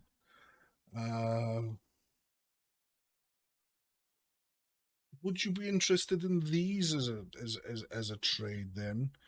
And he sort of reaches down to his waist and he pulls up a little bag that has like a little sort of scary face on it. You have one similar. And he kind of reaches his hand in, sort of up to the elbow. And he pulls out a pair of gauntlets, silvered steel gauntlets by the look of it, or like at least polished steel. And on the sort of upper arm part of each gauntlet, there's like an overlaid brass etching that looks like an ogre's face, like an angry ogre's face. And he sort of says, the wearer of these gauntlets will become as strong as an ogre. Oh. So very handy in a pinch, I would imagine. If when fighting a dragon, this might be a useful item. I mean, I would be willing to trade it and we just stash it because, I mean, what are we going to do with the wizard hat? Much. Yeah, so Mal kind of looks and he nods. And he's like, yeah. Could have got that damn canoe. You've got yourself a deal. So he trades the wizard hat for gauntlets of ogre power.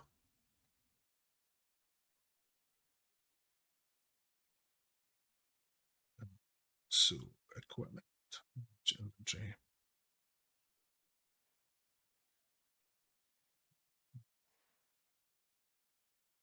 Was that going to interfere with Mal's unarmed defense at all?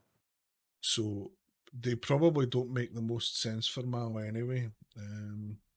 Yeah, I was actually thinking like maybe just when we happen to need it. Yeah. So from based on what Jaden has told you about these, the in-game effect is regardless of your strength score, the wearer who is, I think they're attuned. Your strength score increases to 19.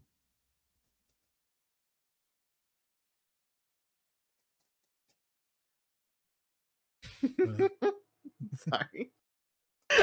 I'm -1 strength. So I may need to use them one day. So your strength score is 19 while you wear these gauntlets. They have no effect on you if your strength is 19 or higher without them. Requires attunement. I don't think there's any harm in having them just in our inventory until we need it. Right. So, yeah. So whoever's got really low strength and could do with higher strength, they are there and they are up for grabs.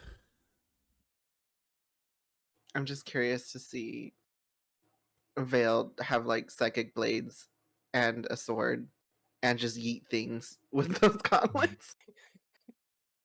Veil's, I think Veil's sort of main attack stats is probably dexterity. It's a lot of finesse weapons and stuff she'll be using. Mal takes a look at them and just sort of says, yeah, these things are probably no good to me, but he looks over at you, Nicodemus, and he flings them at you and he says, might put some meat on those scrawny bones of yours, Nico. Those little pedigree noodles. Rude. I'm sorry. That was out of character.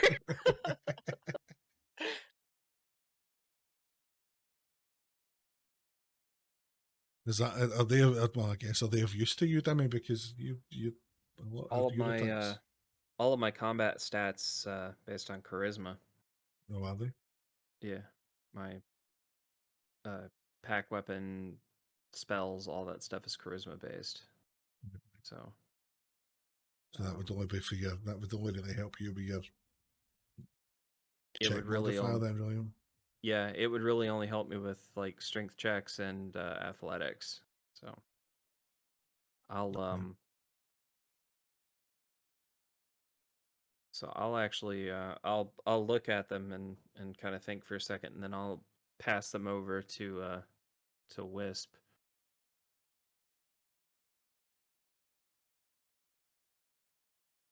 I mean, Are they silvered for sure? They're not silver. They're just sort of polished metal. Okay. So yeah, so you could wear them. I don't know who in the party uses strength, so Yeah, I think my stuff's all dex based. well, we can always Sort it out stash it away, later. maybe Yeah. sell it. At least this time we remember it. I mean, as Mal, I would probably say, well, if Nico's not using it, you know, it's not going to hurt, you know, unless you've got other stuff that you're attuned to, which you don't at the moment. You know, but wouldn't hurt just to pop them on, I think, Wisp. You know, you never know when a bit of extra strength is going to come in handy. We're just going to have to punch someone. or you could All use right, that, sounds good. or you could use that bloody great big mace that you've been carrying around. Yeah. Yeah, because you're a -1 on your mace attacks because of your strength just now. So your only weapon attack that you've got at the minute is your mace. Yeah, it's not it's great. strength based, yeah. So if you spend, you know, if you attune to those, so they're got, you know, add them to your inventory.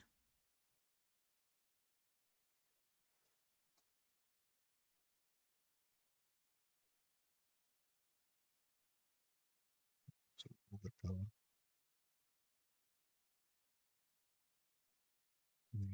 June. So that now gives you a 19 and a +4 on your strength based attacks. So your mace has gone from a 1d6 -1 to a 1d6 +4. If you ever get in a bind and you have to use it, I guess. I mean, works out. I need to get a new mace. Yeah, Or a yeah, hammer. It's just because I use my spells, so I don't really bother with Yeah. it, but I need it because I don't know. Like, what if I can't spells? Okie dokie. Dance with your fists. Just gonna swing that thing around. I want to shield bash people. So Anyway, so I you thank him. After that, you sort of pass the evening away, trading adventure stories with Jaden. He's definitely been around. He's definitely been around a bit. Your next year, for some reason, interest is piqued. He describes an adventure that he went on where he took on a clan of hill giants in the Star Mountains to the south. Him and his adventuring party happened upon this clan of hill giants that had been terrorizing sort of a local town down there, and they were hired by the council of that town to go and take them out, and they sort of found where the giants were based and made their way in, and over the period of kind of a couple of weeks, as you can imagine, the size of a place where giants live, they eventually sort of found their way to the chamber of the giants warlord and took him on. Jaden said he was killed himself in that fight, but was brought back to life by his cleric friend. Yeah. He's telling you this story, you sort of list on with great interest. Exactly how giant were these giants? Oh, I would say the warlord of this giant clan himself was at least 20, 25 feet tall. He attacked with a great sort of makeshift battle axe. It was like a large club, like a tree trunk, and into it he had driven this sharpened flint rock that he'd found somewhere and sharpened to a fine point. It was that took me when before my friend revived me, and he's sort of telling us, he unbuttons his waistcoat, and he sort of shows you like where his body is all kind of covered in the same grey fur that sticks so far out from his head. He's this sort of bulky body. You can see a scar that kind of runs just right across his whole chest, which kind of comically you can now see sort of just how fuzzy this Tabaxi man is, and actually you kind of get the sense that underneath all of that fur, he's just a really skinny little like if you look at, like if he was wet, like if he was really drenched, like he wouldn't look impressive at all. But yeah, you see this huge scar like right down his whole sort of chest, where this giant warlord has caught him with this big axe. Where was this clan? Did you get them all? I believe we did, yes. Certainly, I believe we took all of them out. This was in the Star Mountains, far to the south and east.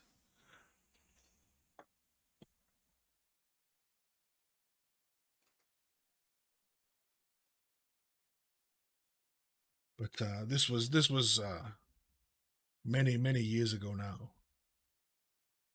What's the best way to kill a giant?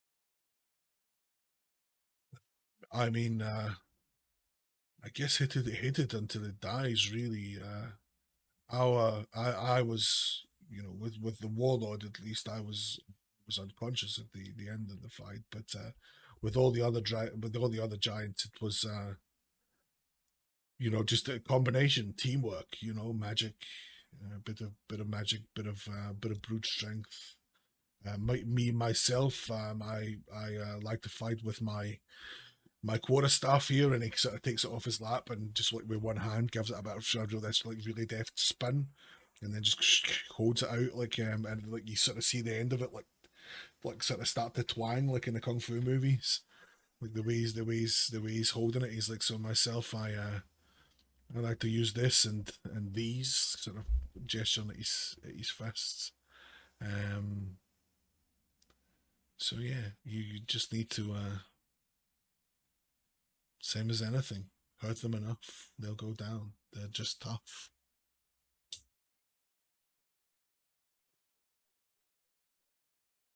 So when you said that you were going to, or you were hoping to assist with the dragon and Phandalin, is that how you're going to do it? I mean, I wouldn't pretend that's why I'm in this part of the world. I happened to arrive in Phandalin not long after the dragon had attacked. Unfortunately, I may have been able to assist in driving it off sooner if I had arrived in time, but I'm not going to pretend that I could take on a dragon on my own, Do you have any advice or what you would think, like, how would you handle this dragon? In my experience, it's important to bear the type of the dragon in mind. So Right. this is, I understand, is a white dragon.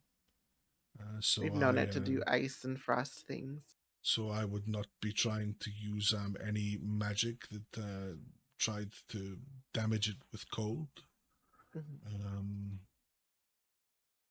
If one had any enchanted weapons or powerful arcane abilities, then such things will always come in handy against a foe as potent as a dragon. But yes, carefully, I think, is how I would approach a battle with such a creature. That makes sense. But party as weathered and tough looking as you must have fought some creatures. You must have some experience of such things, no? Nothing like a dragon. I mean, malfeasance was stuck in a cube. But oh, did you have a run-in with a gelatinous cube, my friend? Yes, difficult and yes, irritating things to fight, gelatinous cubes. I do recall we fought a giant of our own. we did. After the 2 giant cubes. Along with those creepy things that popped out of corpses. The ghouls. Well, yes, I mean, And harpies. A pack of ghouls is never an easy fight. Those anything that can't feel pain, can be difficult to kill. Yeah. Fat giant bugs. Were rats. We've seen some shit. But yeah, just now we're going through our trauma. Yeah, well, I'm sure that by the time you come to take on this dragon, we're forgetting that we fought a fucking manticore. Did. Manticore is no trivial foe. I tell you, I would not like to be this dragon, knowing that warriors such as the Broken Blades were on its tail. I'm really hoping the dragon would not want to be the dragon that we're going to beat up. Because I'm worried.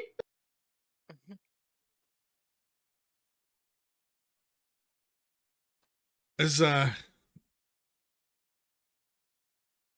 night sort of starts to fall, and the fire gets smaller and the tail's taller,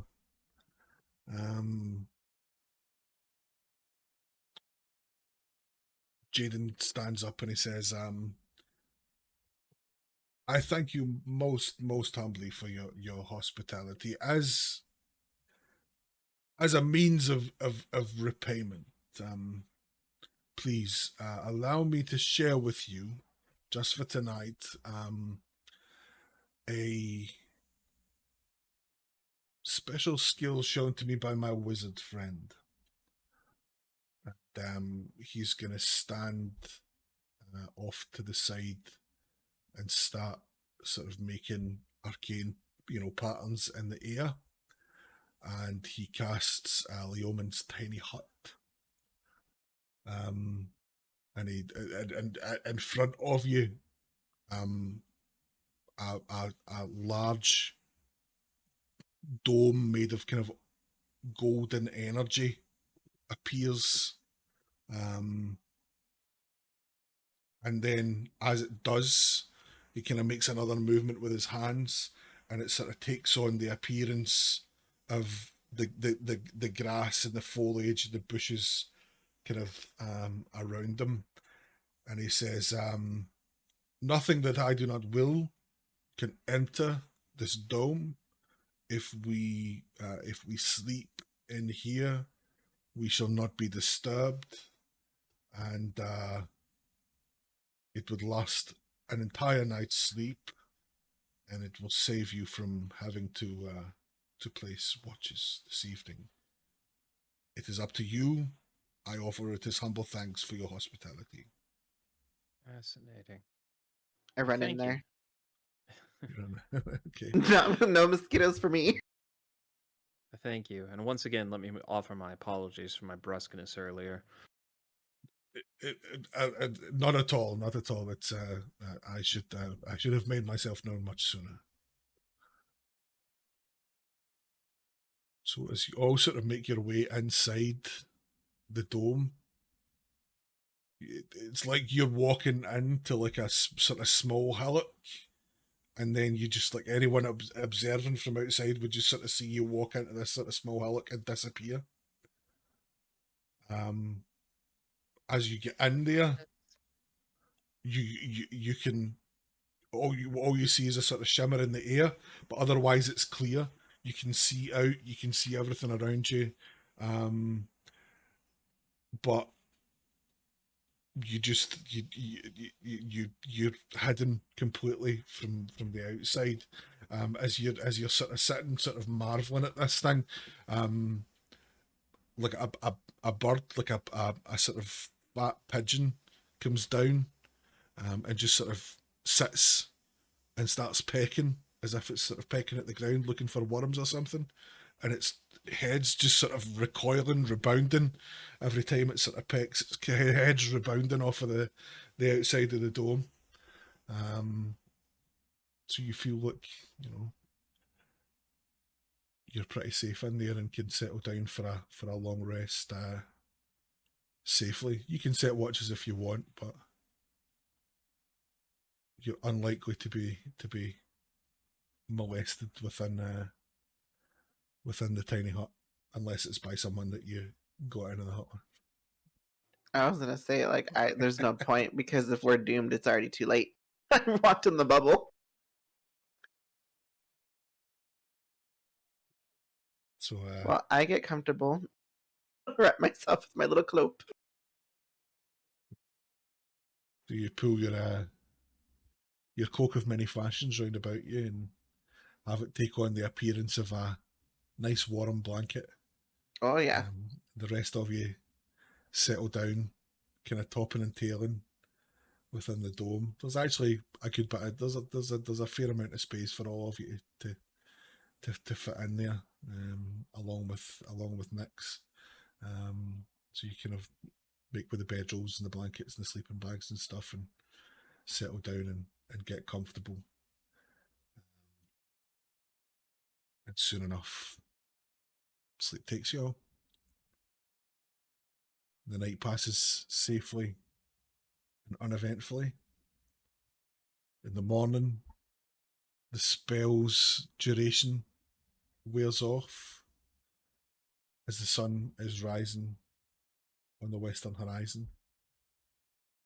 And a gentle drizzle of rain sort of patters against your face, signalling the beginning of your day and it being time to wait.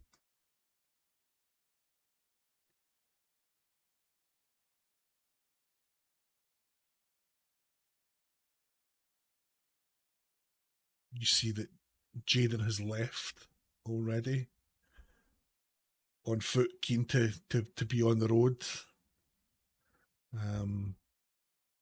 He's left just a little note beside the fire just to say thank you again, and that if you ever make it up to the 10 towns, to come and find them.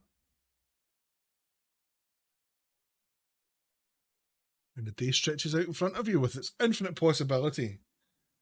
So I guess you get up, get ready, get breakfast, get on the road, unless there's anything that anyone wants to have a chat about before. Nope. I'll just take the note and I'll put it with my little butter skull, and then it's in my bag, and I'm ready to go. Cool. Alrighty, same match order as yesterday. Sounds Sure. good. Sure, why Okay. not? Okay, go ahead and make a perception check then. All of us or for just the one? road. Just Nyx. 12. Okay. So again, the day seems overcast and drizzly, not in a way that is causing you any sort of delays or trouble. The road sort of the path sort of set outside in front of you, and the no great issues for the day. As darkness begins to fall, you see off in the distance,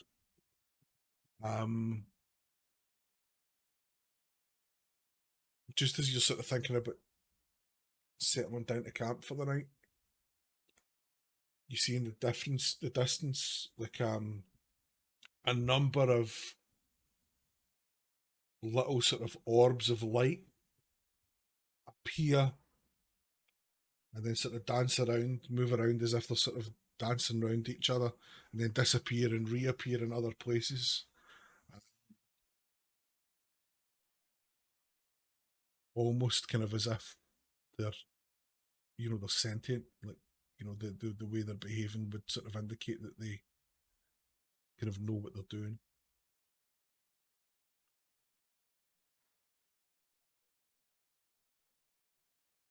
Does And everyone this see this, is- or do I just see this because I'm in front, or? And I mean, it's getting dark and it's pretty bright lights, so everybody would eventually would sort of catch up and see them.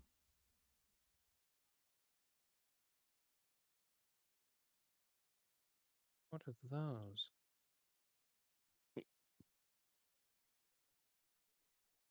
I'm sorry, how far were they? A couple 100 yards in front of you, not far. I don't know if I trust him. How do we fight lights?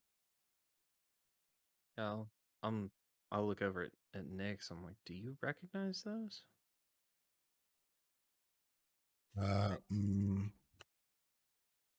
What would it be? Wait. Check. An Arcana check for these.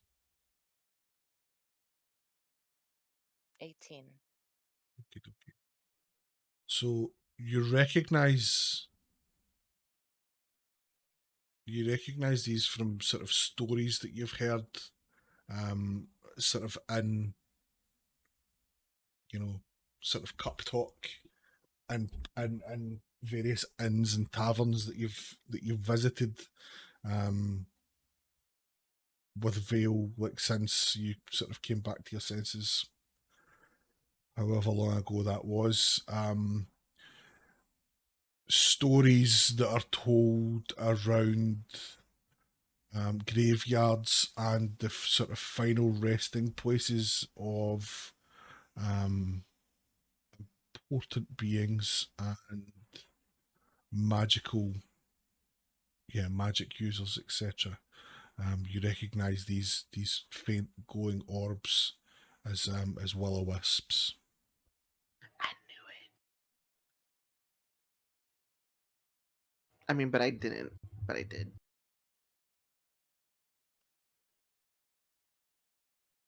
So as you continue to approach, it's as if once you sort of get within sort of 100 feet, 120 feet of the wisps, they sort of there's now 3 of them, and they sort of stop, kind of in a row, and then they just sort of blink out and seem to be gone. The train starts to slope upward. You see in front of you, in the faint dusk light, almost as if they're arranged in a row, like maybe 7 or 8 jagged rocks at sort of 10, 15, 20 foot intervals, protruding up from the ground.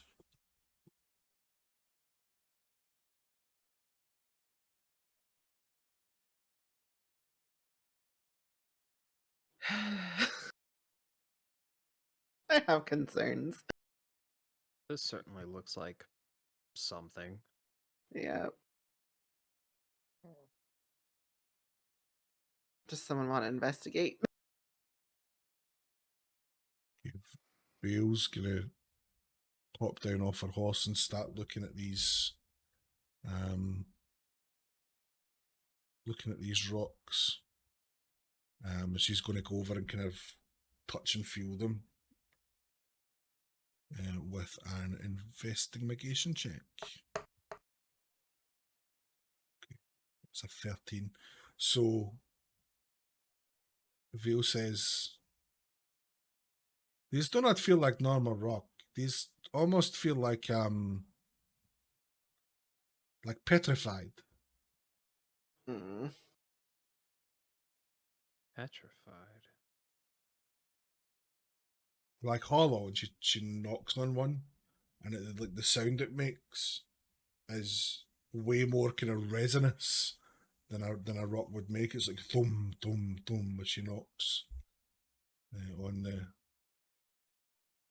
the kind of first one in the row as you've approached from the south. That's the one that she's looking at.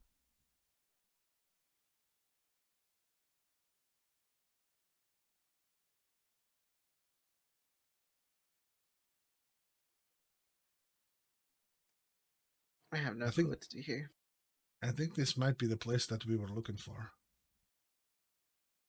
And Vale went about Zudal there. Everybody have a look around and find, see what you can see. All right. We'll climb down off the horse and start looking around. Hope Okay. nothing eats me. Can I also see what I can smell? Yes. Make a perception check with advantage. Oh, 13. So 13. You smell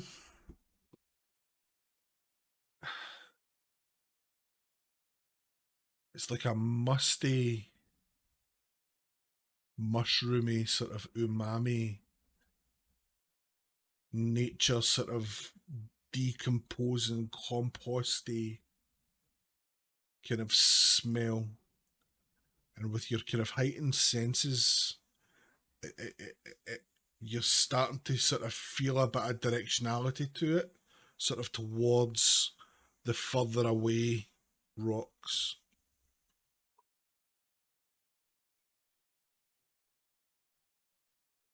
I'll go investigate the further away rocks. So Sneakily is go investigate. sneakily. Oh, sneakily go and investigate. Okay, well, Yes. I guess make a stealth check as well then while you're doing that. 15. You sneakily continue to investigate the rocks. You sort of feel your way along them, sort of following the scent that you've picked up. This decomposing, this earthy scent.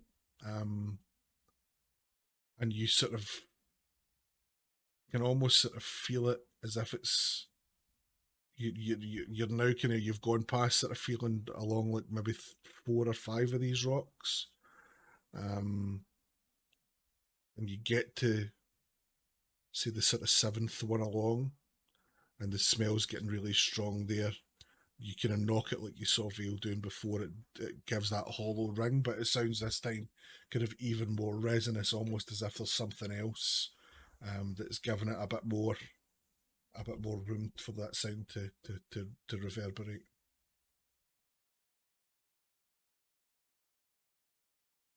That's weird.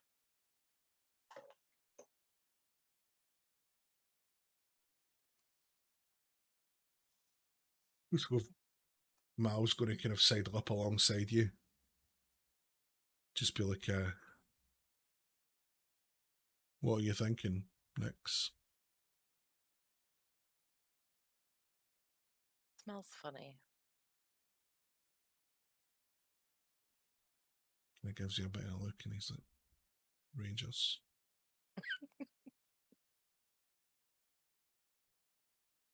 What are He you kinda goes, thinking, Mal?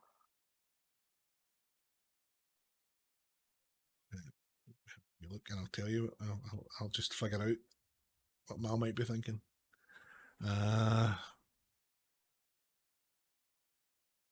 Perception.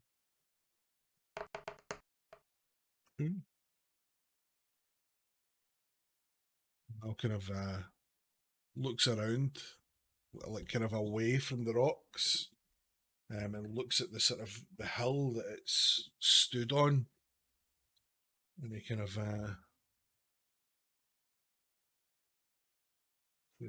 I'll tell you what I'm thinking, and he takes a couple of steps, and he takes a run and jumps up on the sort of the rock in front of him, pulls himself up, stands on the top of it, and at his full height, he has a view down over the whole mound, and he sort of says, "Yeah, this hill that we're standing on, it's shaped like a dragon. I think this is the place."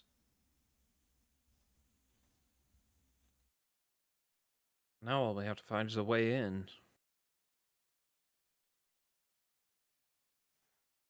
I think you should check out this stone, this rock. It sounds different than the others.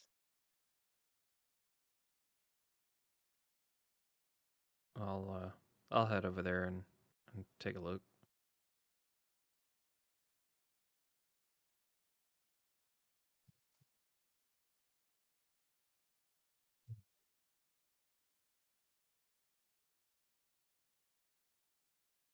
What?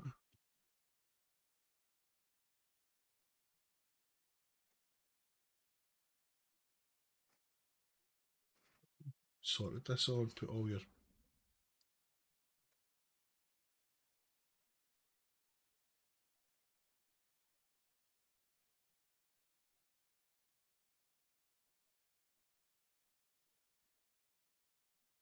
so this is sort of roughly where you see yourselves now.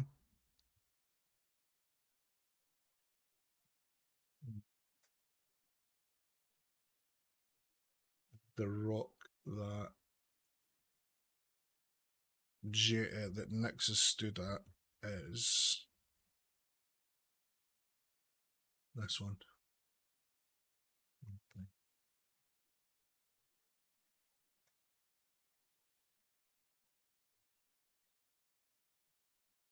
Okay. So Nix's sort of hint that this sounds a bit quiet. This sounds weird. Mal jumps down from the rock that he's standing on, and he's going to go over and try and push that over. Yeah, so that will be the strength check.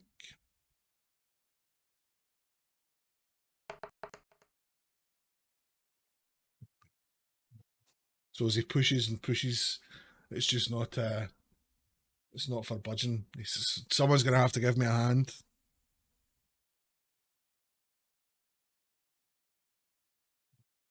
Who else is strong? That No. would be Wisp with the new gauntlets, right? Yeah, Wisp, come and try those new gauntlets out. Give me a hand here. So you can make a strength check with advantage, please, Wisp, while Malfeasance helps you.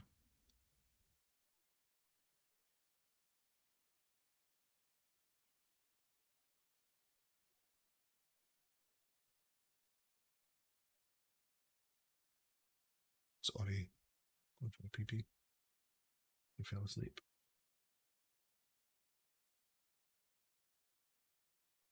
Right, well, I'll make that roll for it then. Advantage. Shit.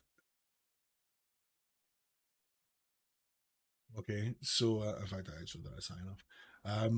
So with Mal and Wisp both heaving at this rock, you see the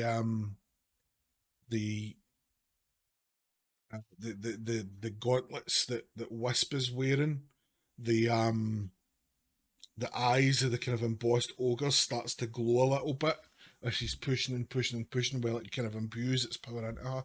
And after a couple of minutes of kind of concerted sweaty effort, that rock sort of falls over like a loose tooth, and sort of pulls up some ground with it, and under and sort of through that cavity, you can see a faint light.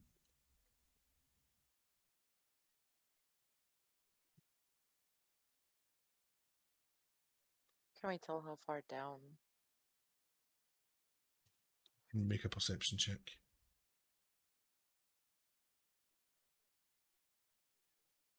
20? So 28. 28, okay. It is 35 feet down there. You're absolutely incredibly comfortable that you're absolutely accurate that it is a 35-foot drop from where you are to the floor below.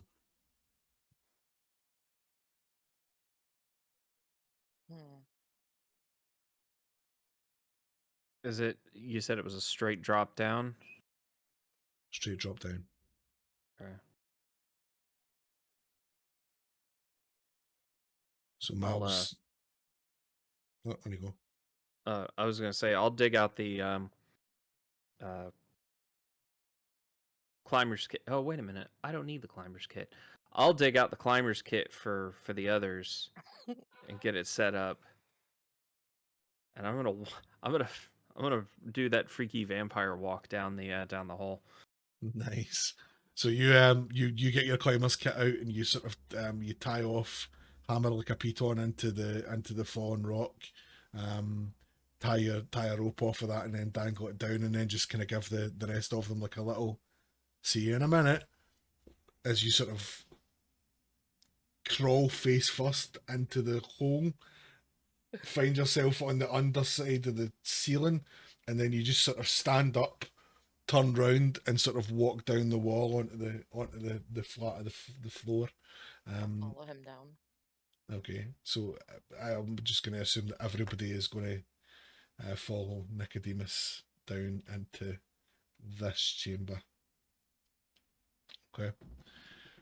So what you see around you is the earth above your head has been hollowed out. Move your tokens over. The earth above your head has been hollowed out. Doesn't look like it's been done by artisans or anything like that, but it's been done by people who knew what they were doing. Up to a height of about 5 feet. The walls are actually bricked, with large sort of stones. And then over the top of the roof, it's sort of almost arched. So you just stood in a kind of arched chamber that's sort of 15 feet wide and maybe like 40 feet long. Along the sort of seam, what would be the seam of that arch, you can see elements of what look like large bones sort of being used as part of probably not as like the engineering that's actually holding that arch up, but like they've been put in there as like a decorative thing more than anything else. The light that you're seeing is sort of emanating down from kind of this end of the far end of the corridor that you're stood in, and I can't do it on this screen, can I? And on either side of the room, you can see those two alcoves here and here. That's what's about you.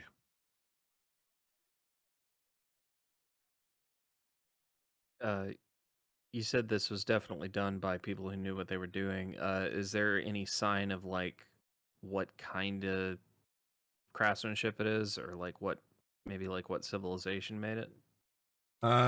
Make an investigation check.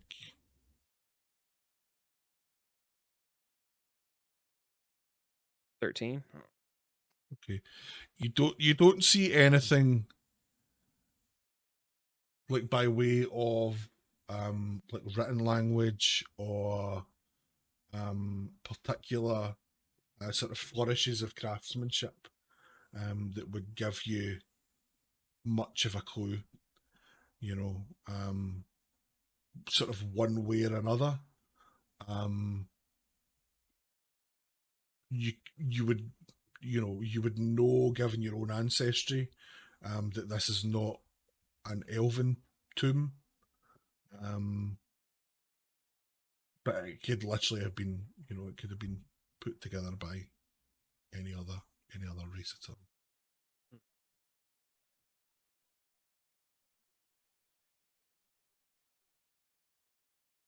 So, what do you want to do?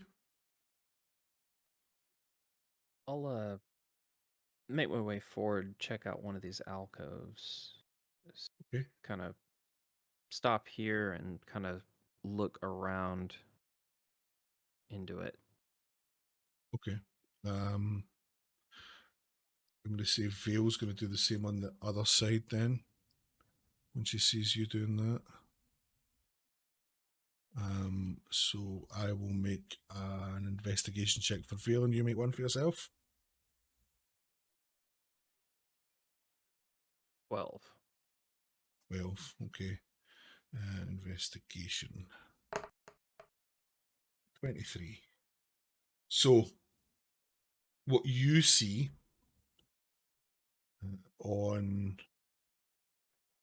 your alcove is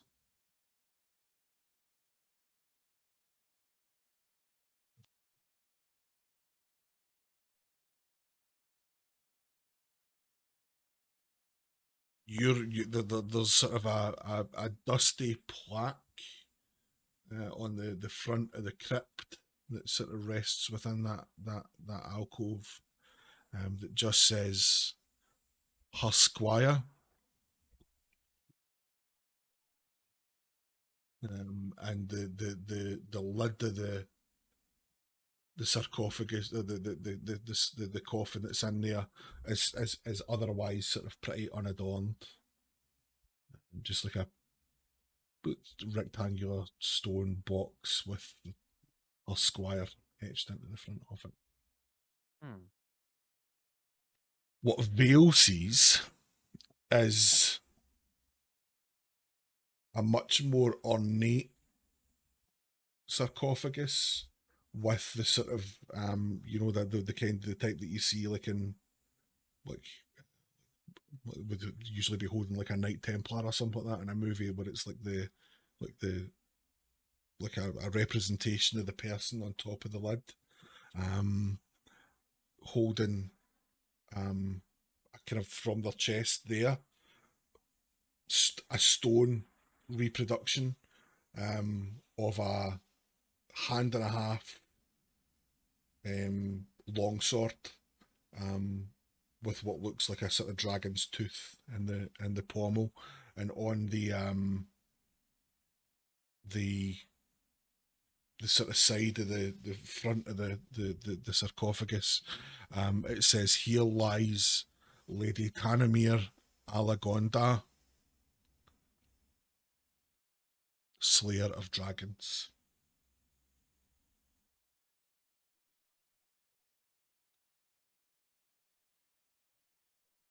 I don't have a hope in hell of being able to spell that name properly. So Tanamir, Tanamere, and then Alagondar, Alagondar.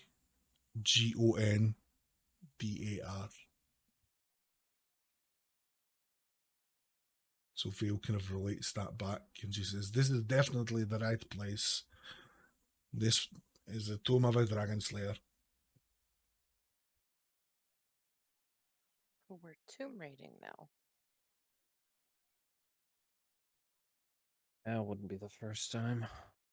So we have done worse things. Remember that time we chopped a guy up, fed him to sharks? He was already dead. But we killed him. We made him that way, so He started it. he did start it. Yes, you're right. Okay, I think tomb raiding. We should be careful. Everybody get behind me, and I will keep an eye out for traps and such like. So we was just going to move down the corridor and check for traps with a perception check. With a 9.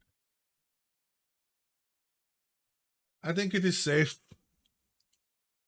She steps forward and immediately falls into a pit trap because her perception check was a 9. And she will be taking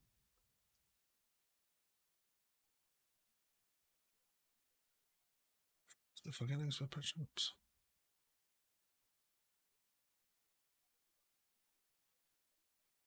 Yeah. Okay, so a d6 bludgeoning damage. It's 4 points of bludgeoning damage, and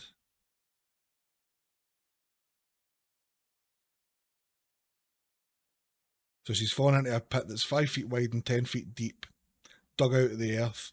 Rows of rusty swords are embedded into the floor of the pit, and the tops are covered by just rotted wooden planks under a layer of thin earth. Okay, so that is a d4 for the number of swords that she impales herself on, which is 3, and then a d6 piercing for every one of those. So that is 11. So that's 15 points of damage total, and she is in that trap. Does she have anything that makes she just doesn't fall in traps or anything like that? She doesn't, does she?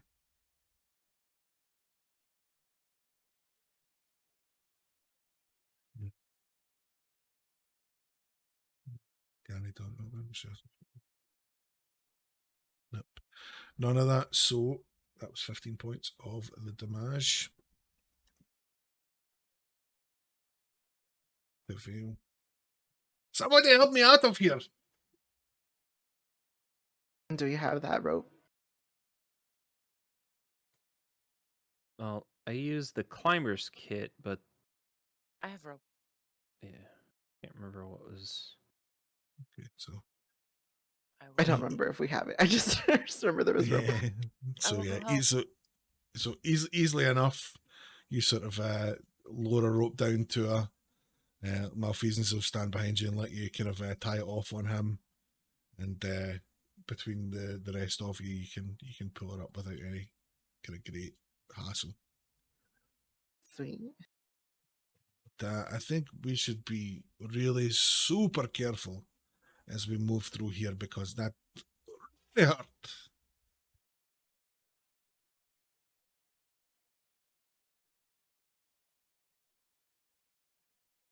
So you kind of move past this sort of just light embedded into a wall. And as you come down, you kind of see that kind of theme of bits of dragon bone sort of being embedded into the sort of ceiling of the corridors is sort of continuing on down here. I don't like this. You reach this central chamber, and it's like hollowed out. And this chamber actually does look as though like the rib cage of the dragon is what's holding up the ceiling in here. It's the chamber kind of like sort of 20 feet deep and 40 feet wide. And they've used like bits of ribs of dragon just to kind of help prop the ceiling up. Corridors sort of pan out to the left and right from here, and there's also a sort of spiral staircase leading downward, set into the wall in the middle of the room. I feel like if we're gonna explore that staircase, we should probably explore everything else first. Agreed. Mm. Okay. Left or right? I mean, guess is Or- about as good as mine. Or straight ahead?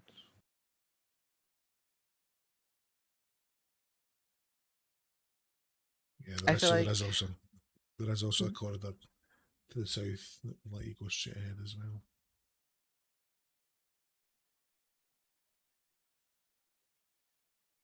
Let's go left. like trying to think where's my character facing? Like is left well, We're facing south, right? Like we're walking down this hallway. Mm-hmm. yeah. So left Left would be this way. Yeah. You're taking Yeah. charge then, Jim. Yeah, I Okay. guess so. So do you want to make a perception check to check for traps as well then, Yes, please? absolutely. Vale has taught me that I should always do that. 21. Ooh. Okay. So you using the kind of end of your bow as the way a kind of blind person would use their stick, you sort of prod the ground in front of you as you move along, and you make it all the way to this chamber here, and there are no traps. Oh, okay. I'll go check this thing out over here. Okay. Make an investigation check.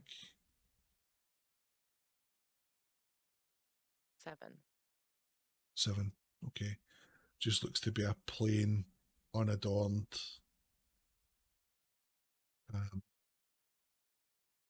coffin. Nothing of any great interest or note about it. I take it these are the kinds of coffins with like really heavy lids, right? They are indeed. Well, luckily I have these gauntlets. I'm going to try and open one. But I don't really want to. I don't trust it. Okay. Anything else anyone wants to do in this room then? I figure we're going to have to get over our squeamishness about this endeavor at some point. Do you want to open it? These, I'm not so sure. They're unmarked, unadorned. The one at the start, the one I found said her squire, and then Vale told us about the other one, right? Mhm. Okay. I think there may be something, may perhaps be something of interest in the Lady Alagondor's tomb. Okay. On the other hand, they may have chosen to hide something in the unmarked ones, thinking that no one would bother to check them. That is also true.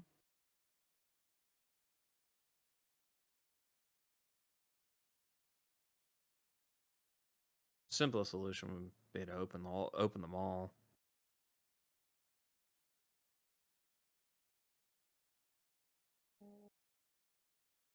Well, uh, should we try to open one then? I say only one. Sure. Sure. Okay. Which one are you going to open? I guess the one closest to malfeasance. So you're in that room as well, Wisp, yeah?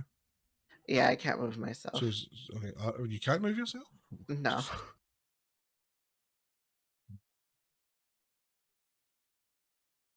You should be able to now. Okay, there Okay, we so go. you're opening this one. Yeah. Okay. I need everybody to make a dexterity saving throw then, please. Son of a bitch. I knew this was a possibility. But what were we gonna do? Not do it? That's just the like top ones, right? Just dexterity. Yeah. The one that's under saving throws. Right, okay. On the left side of the box. Fuck, I got a 9. Bugger. 6. Okay. I got a 22. Okay. For the other two.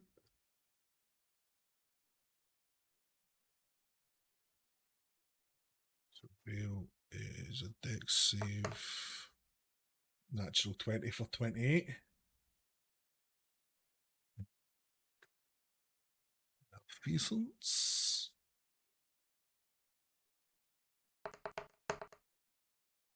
17 for 19. So,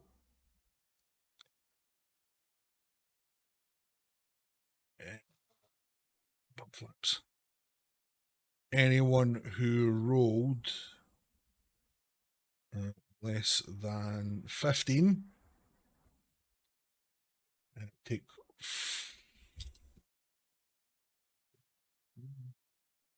take 13 points of acid damage. Ow. Everyone else takes 7 points of acid damage. So that's 7 for Mal. And 7 for Bale.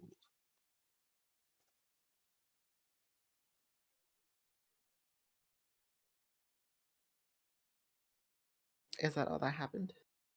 Yep. So it's when you kind of lifted the lid of the sarcophagus, it was rigged with a vial of something noxious, and when that cracked, it sort of filled the room with this acidic gas. That has sort of singed everyone a bit, burned everyone's skin a little bit. Everyone's taken a wee chunk of damage from that thing.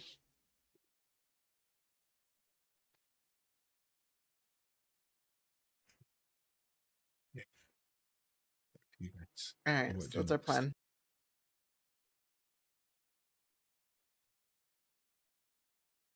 I think I've proven I'm decidedly poor at coming up with ideas.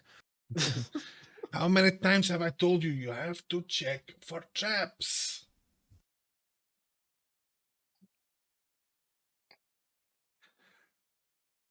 Vale's kind of going to just sort of stomp back off down this corridor back into the central area. and go head down this way, checking for traps as she goes. Nico's going to choose not to mention that she fell into a spike pit. So making her perception check for traps. It's a 23. So so again, kind of using the tip of her new rapier, poking her way along, looking for traps, kind of checking through the walls, make sure nothing's going to shoot out of there. She is able to easily and deftly jump over the pit trap in that square and shouts back, "There is a pit trap there. Do not fall in it." All right. I'm And like, she's going to now she's in this room with these sarcophagus eyes. Do we need to make checks of any kind to get over those? It's only a 5-foot jump. You can all manage a 5-foot jump. I mean, the beach incident. Well, true enough, but no, that was like a 20-foot jump. That's because he added a flip to it. Yeah, never done the flip. Can you move yourself now, Ori? Yeah. Cool. Okay. So this room. Sorry, I didn't describe the other room, but this room is sort of the same. So this room is held up. It looks like by. So see if you imagine a dragon's wings going out, like the parts that lead up to the little claws on one corner of the dragon's wings. It almost looks like there's like those 5 fine sort of flight control bones at the end of its wings. So this looks like the corridors leading in here were kind of held together with sort of these long slender bones. And this chamber that you're in has like those sort of wing bones sort of holding up the ceiling. But just like with passive perception, Vale's just going to point out that she's like, these tombs look a bit more grand than the ones that guessed us earlier. I think we should have a check at these. And she's going to go about sitting, just checking this one for traps.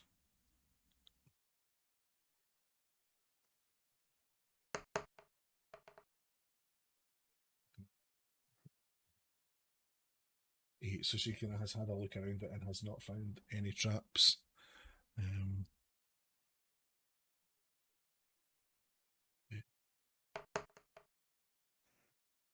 So, on the kind of front of this sarcophagus, there's a sort of arcane symbol that sort of signifies that the person buried here is a magic user of some sort. It's like a staff crossed with a like a kind of arcane bolt with like a wizard's hat sort of sat over the top of it. So it looks as though this is sort of the tomb of a wizard. So she relate that all back to yourselves. She said, "I do not think this is trapped, but there is a wizard who was buried here."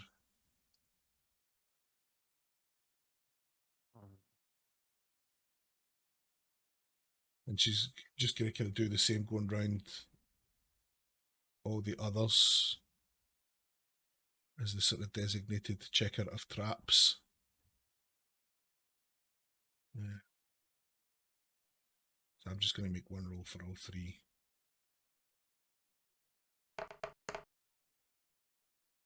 Okay. So she kind of relays back to you. She's like, okay, she says, "I think there is some sort of fighter buried in this one. There's crossed swords on the front."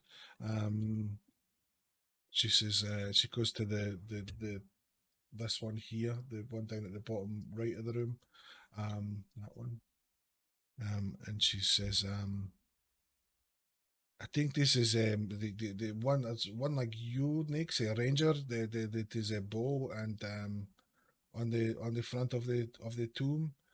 And then on the other one, she goes across and she kind of looks at that and she's like, this is someone like me. I think a rogue is cross daggers.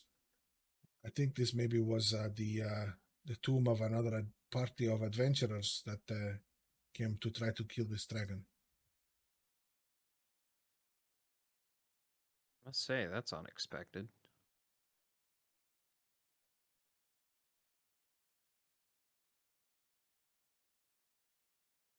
I do not think any of these coffins are trapped, though. I have had a good look at them all. Oh, I want to open the archer one, but can I just double check it for traps? Not Sure, that yeah, go. I would Go think ahead. Vale And, would miss anything, but just in case poison.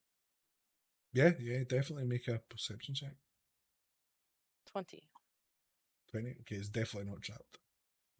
What one are you wanting to open? The archer one? The I think ranger. the one Okay. I stood next to. The ranger one. Okay. So the inside the tomb is like an elfin skeleton. It's not even a corpse anymore. Like, this is a skeleton. This is a body that has been and decomposed like hundreds of years already. The only thing that has survived is on the feet of the skeleton. There is an almost brand new looking pair of green boots that look to be of elven make, kind of like a sort of leaf style motif, like pointed toes and that. But they look untouched by the kind of rigors of age in this coffin. I will take them. Okay.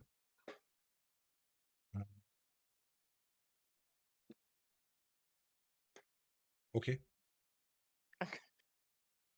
Do I know what they are, or? You'd need to spend a short rest to figure it out. Okay. Anyone else want to look in any other tombs? And what did the other ones have? I'm sorry.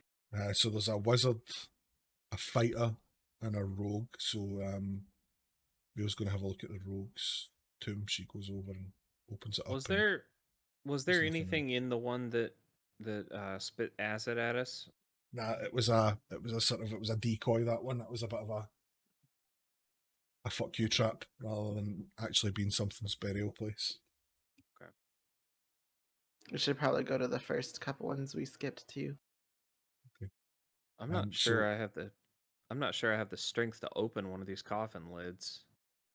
Project saying in chat, Malfeasance is going to go over and open the one that's the fighter's grave, and again, in the same way that the elf's body was in an advanced state of decomp, just being a skeleton. This is the body of a human, a big one, quite a big kind of human male.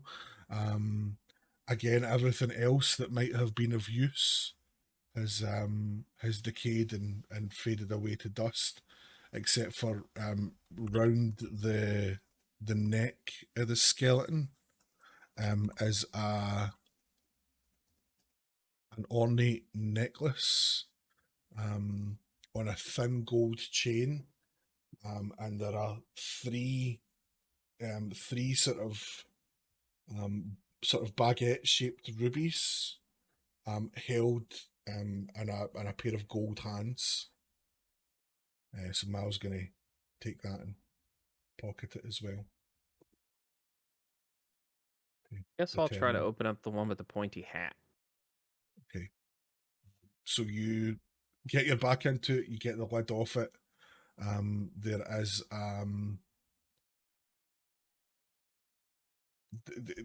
again a skeleton of what looks to be an elf or a half elf, Again, everything of use in that crypt has sort of faded away to dust. The only thing that has survived is that wizard's spellbook, which is sort of in a. He just sort of, as if he'd had it under his arm, as if he'd been buried with it under his arm. I'll take the spell Survived. book. Okay. And then, yeah, as I say, I've looked in the rogues tomb, but there was nothing in there worth keeping at all. So yeah, that's that for So this room. can we make our way back to the entrance of it and see those two tombs? Mm-hmm. So you kind of make your way back up again, just sort of checking for trap. Well, you know where the traps are up here anyway. Who wants to check what? So well, I guess Vale's going to check both of those tombs for traps first. Okay. That is 20. Confident that there are no traps on either of those two. Sorry, would you say confident that? Confident that neither of those tombs are trapped. Okay.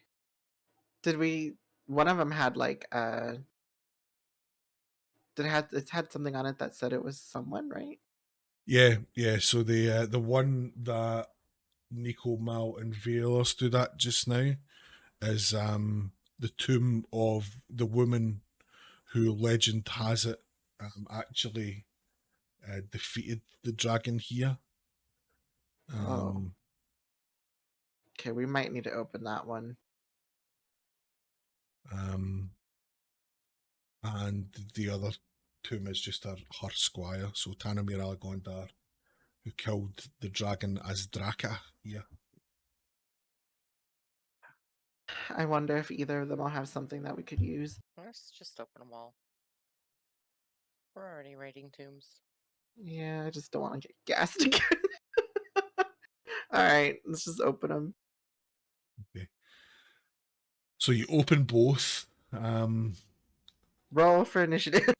Roll for it now. Waiting for it. Neither tomb, both tombs again, skeletons, and dust. Nothing of any use has been retained in this in these sarcophaguses. All right. Well, should we carry on? Yes. I wonder what's in that chamber to the south. Before we go on, can I give us a little bit of healing? Mm-hmm. Okay, I just want to use oh shit, how does this work again? What is it you want to cast? Who took the most hits? I know I took like 13. I think Nico did. Most damage. Vale's pretty low as well. She took the trap and she took the full brunt of both traps. Alright, I'm gonna use aid on S3. Okay. It's gonna be, how the fuck does this work?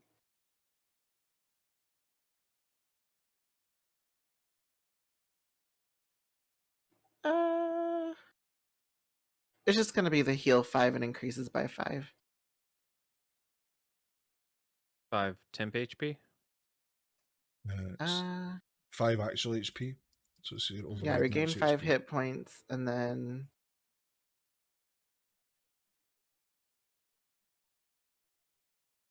just says each target's hit point maximum and current hit points increase by 5.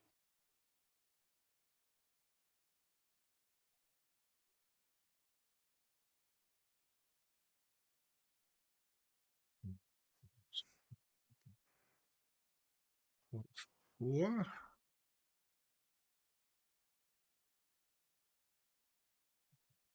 $17, so 23. So should I be using override max HP for that, or? Yeah. Okay. It's 5 plus or plus 5 to our max. Okay. Yeah. Okay. Good. It keeps track of the old number. Thank God. I don't remember how I've been doing this.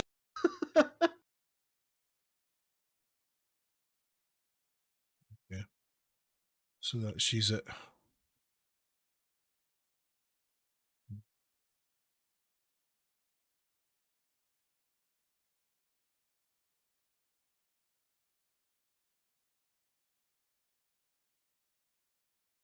Okay, I've got that right then. Sums checkouts of measure 20.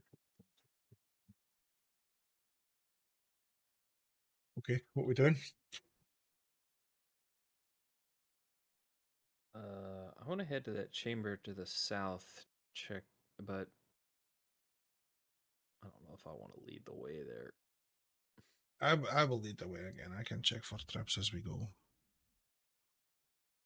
So Vale's gonna again leap over this pit trap, reminding you all that it's there, and just use her bow to sort of to use the tip of her rapier just to sort of poke her way along, looking for traps as she goes.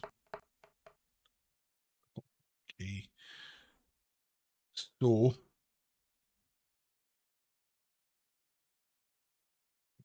she sort of heads down into here, and just sort of gets momentarily distracted by the bright light on the wall, and takes another tumble into another pit trap. Sorry, miss, if you're watching, I'm not trying to kill you, I swear, you're rolling shit. So that is another d6. 6 points. Oh, fucking another 3 swords. So that's 10, 13, 14 points of damage. And she's going to need a rescue again. Fuck, these fucking pit traps. I'm coming. These motherfuckers. I'll help as best I can with my scrawny little arms. Easy enough again, just pull her out, and she's just going to kind of plump herself down on the ground, and she's I am going to need to take a rest before we do anything else. Can we sit for an hour, please, and just to relax, and then you can play with your new toys while we do that, please? I'm so Yeah, tired. that sounds good. So hard. Yes. So she's going to take a short rest.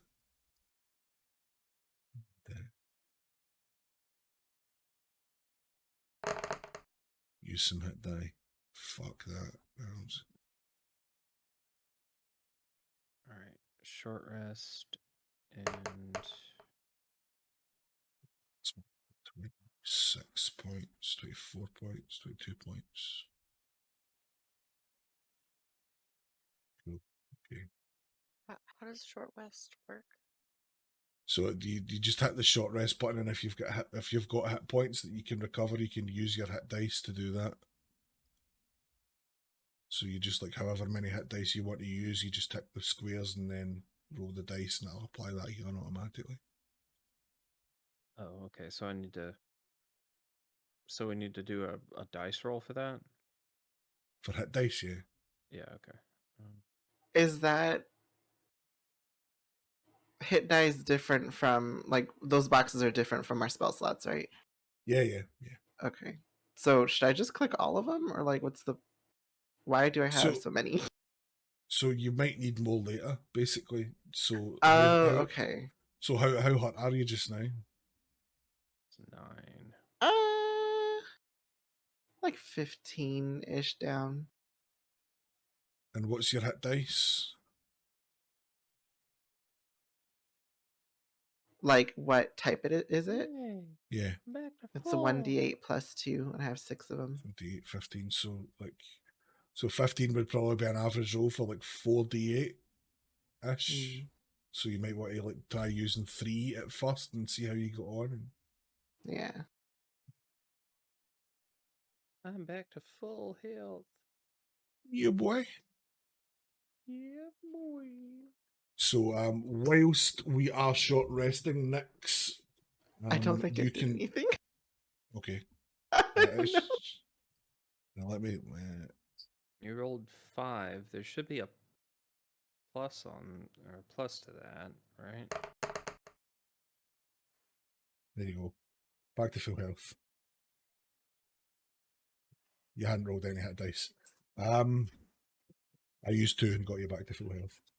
So Nyx, whilst we are taking this short rest, and you can use that time to meditate on the boots that you pulled off that corpse.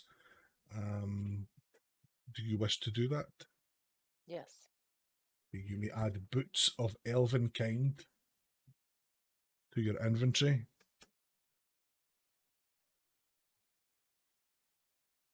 And Malfeasance is going to do the same for the necklace that he pulled off of his corpse.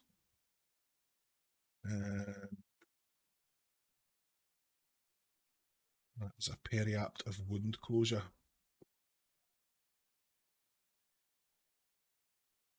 Sounds fancy.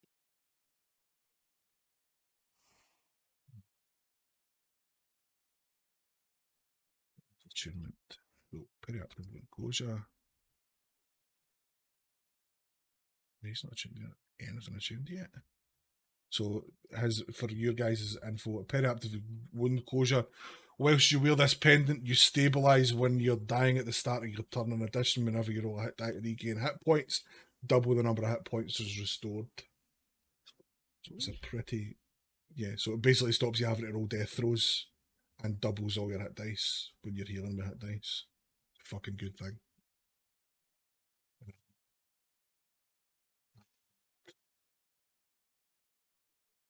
Nyx, your boots of Elvenkind, did you find them okay? Yes. So they just give you advantage on stealth checks that require you to move silently. Which is nice. Indeed. Okay. So now that she's sort of rested and had a drink and snacked on some lembas bread and sort of patched up her cuts and bruises, feels just feeling a bit better, and she's like, okay, let's see what is in here. And she sort of steps into the room, followed by the rest of you. I'm guessing I can't get any use out of the wizard's book, right? So no, because wizard spells. Yeah. Basically, yeah. But you'd need to take a few levels. You'd need to take some levels in the wizard to make use of it. Yeah. I ain't doing that. So you are now stood in a chamber of hollowed out earth with the same kind of blackened bricks that go 5 feet up. Above your head is the top part of a great dragon skull, sort of holding up the roof. So you're from your viewpoint, it looks like you're standing inside that dragon skull.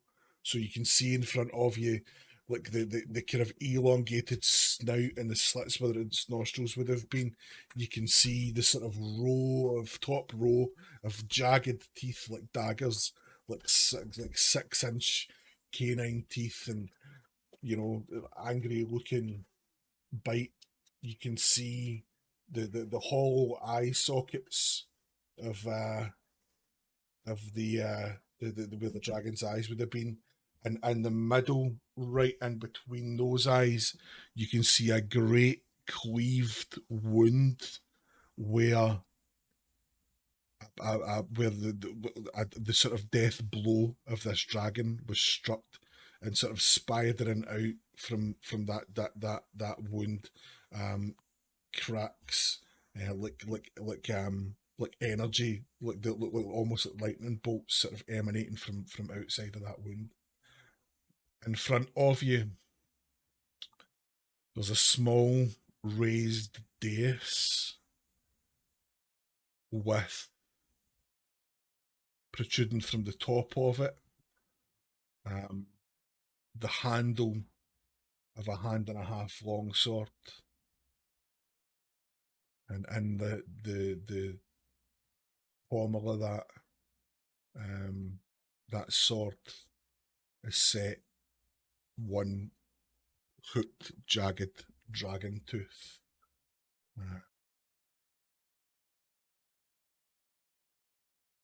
It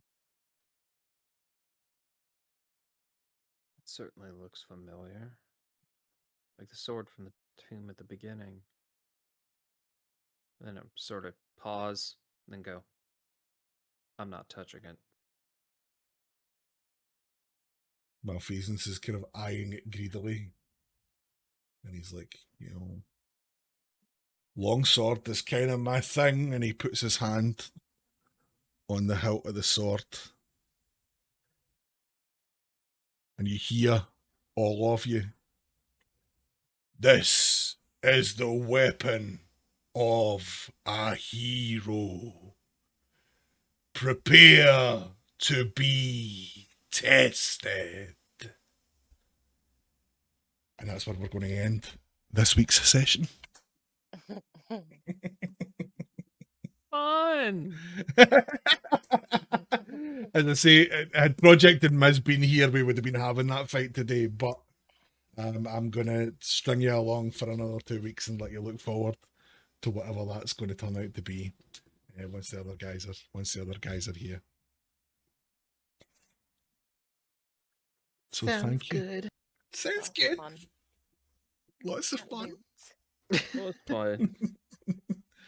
So hey, look, you guys did all right for loot this week, right? Like, Yeah. fucking cleaned up like bandits. Finally, like addressed my armor issues a little bit. Aye. Bought yourself 2 sets of +1 armor, or and a +1 armor and a shield. Aye. And I got gauntlets. I got a +1 armor upgrade at a discount too. 300 gold is actually cheaper than upgrading to an actual suit of +1 armor. Yep. I'll take it. Yep. That's as I say, that's your sort of your broken blades discount, just because in the circumstances, Willie Bar's kind of cutting his throat. That should have cost you a lot more. Just walked in there like, do you know who I am? Hello, excuse me. Paying with your dad's credit card. Right. Just charged it. Exactly. So aye, and then like the just lying about looting here was all right as well, I suppose. So. I'm sure somebody can come up with a use for that spell book. Yeah, we might be, you might meet a wizard at some point. I don't know when. I don't have any plans to introduce any wizardry, but too bad I didn't find that before we found our Khajiit our friend. guy who was looking for magic stuff. Yeah. He Jaden is a level 13 monk with a few levels in wizard as well. He's a fucking gangster. Nice. As I say, I might play him in Mrs. One Shot. I don't know, but aye. Cool. Okie dokie. I'm gonna, usual story, post out the stream, and I'll be back to see you guys in Discord in a minute. Say bye, everyone. Bye. Bye.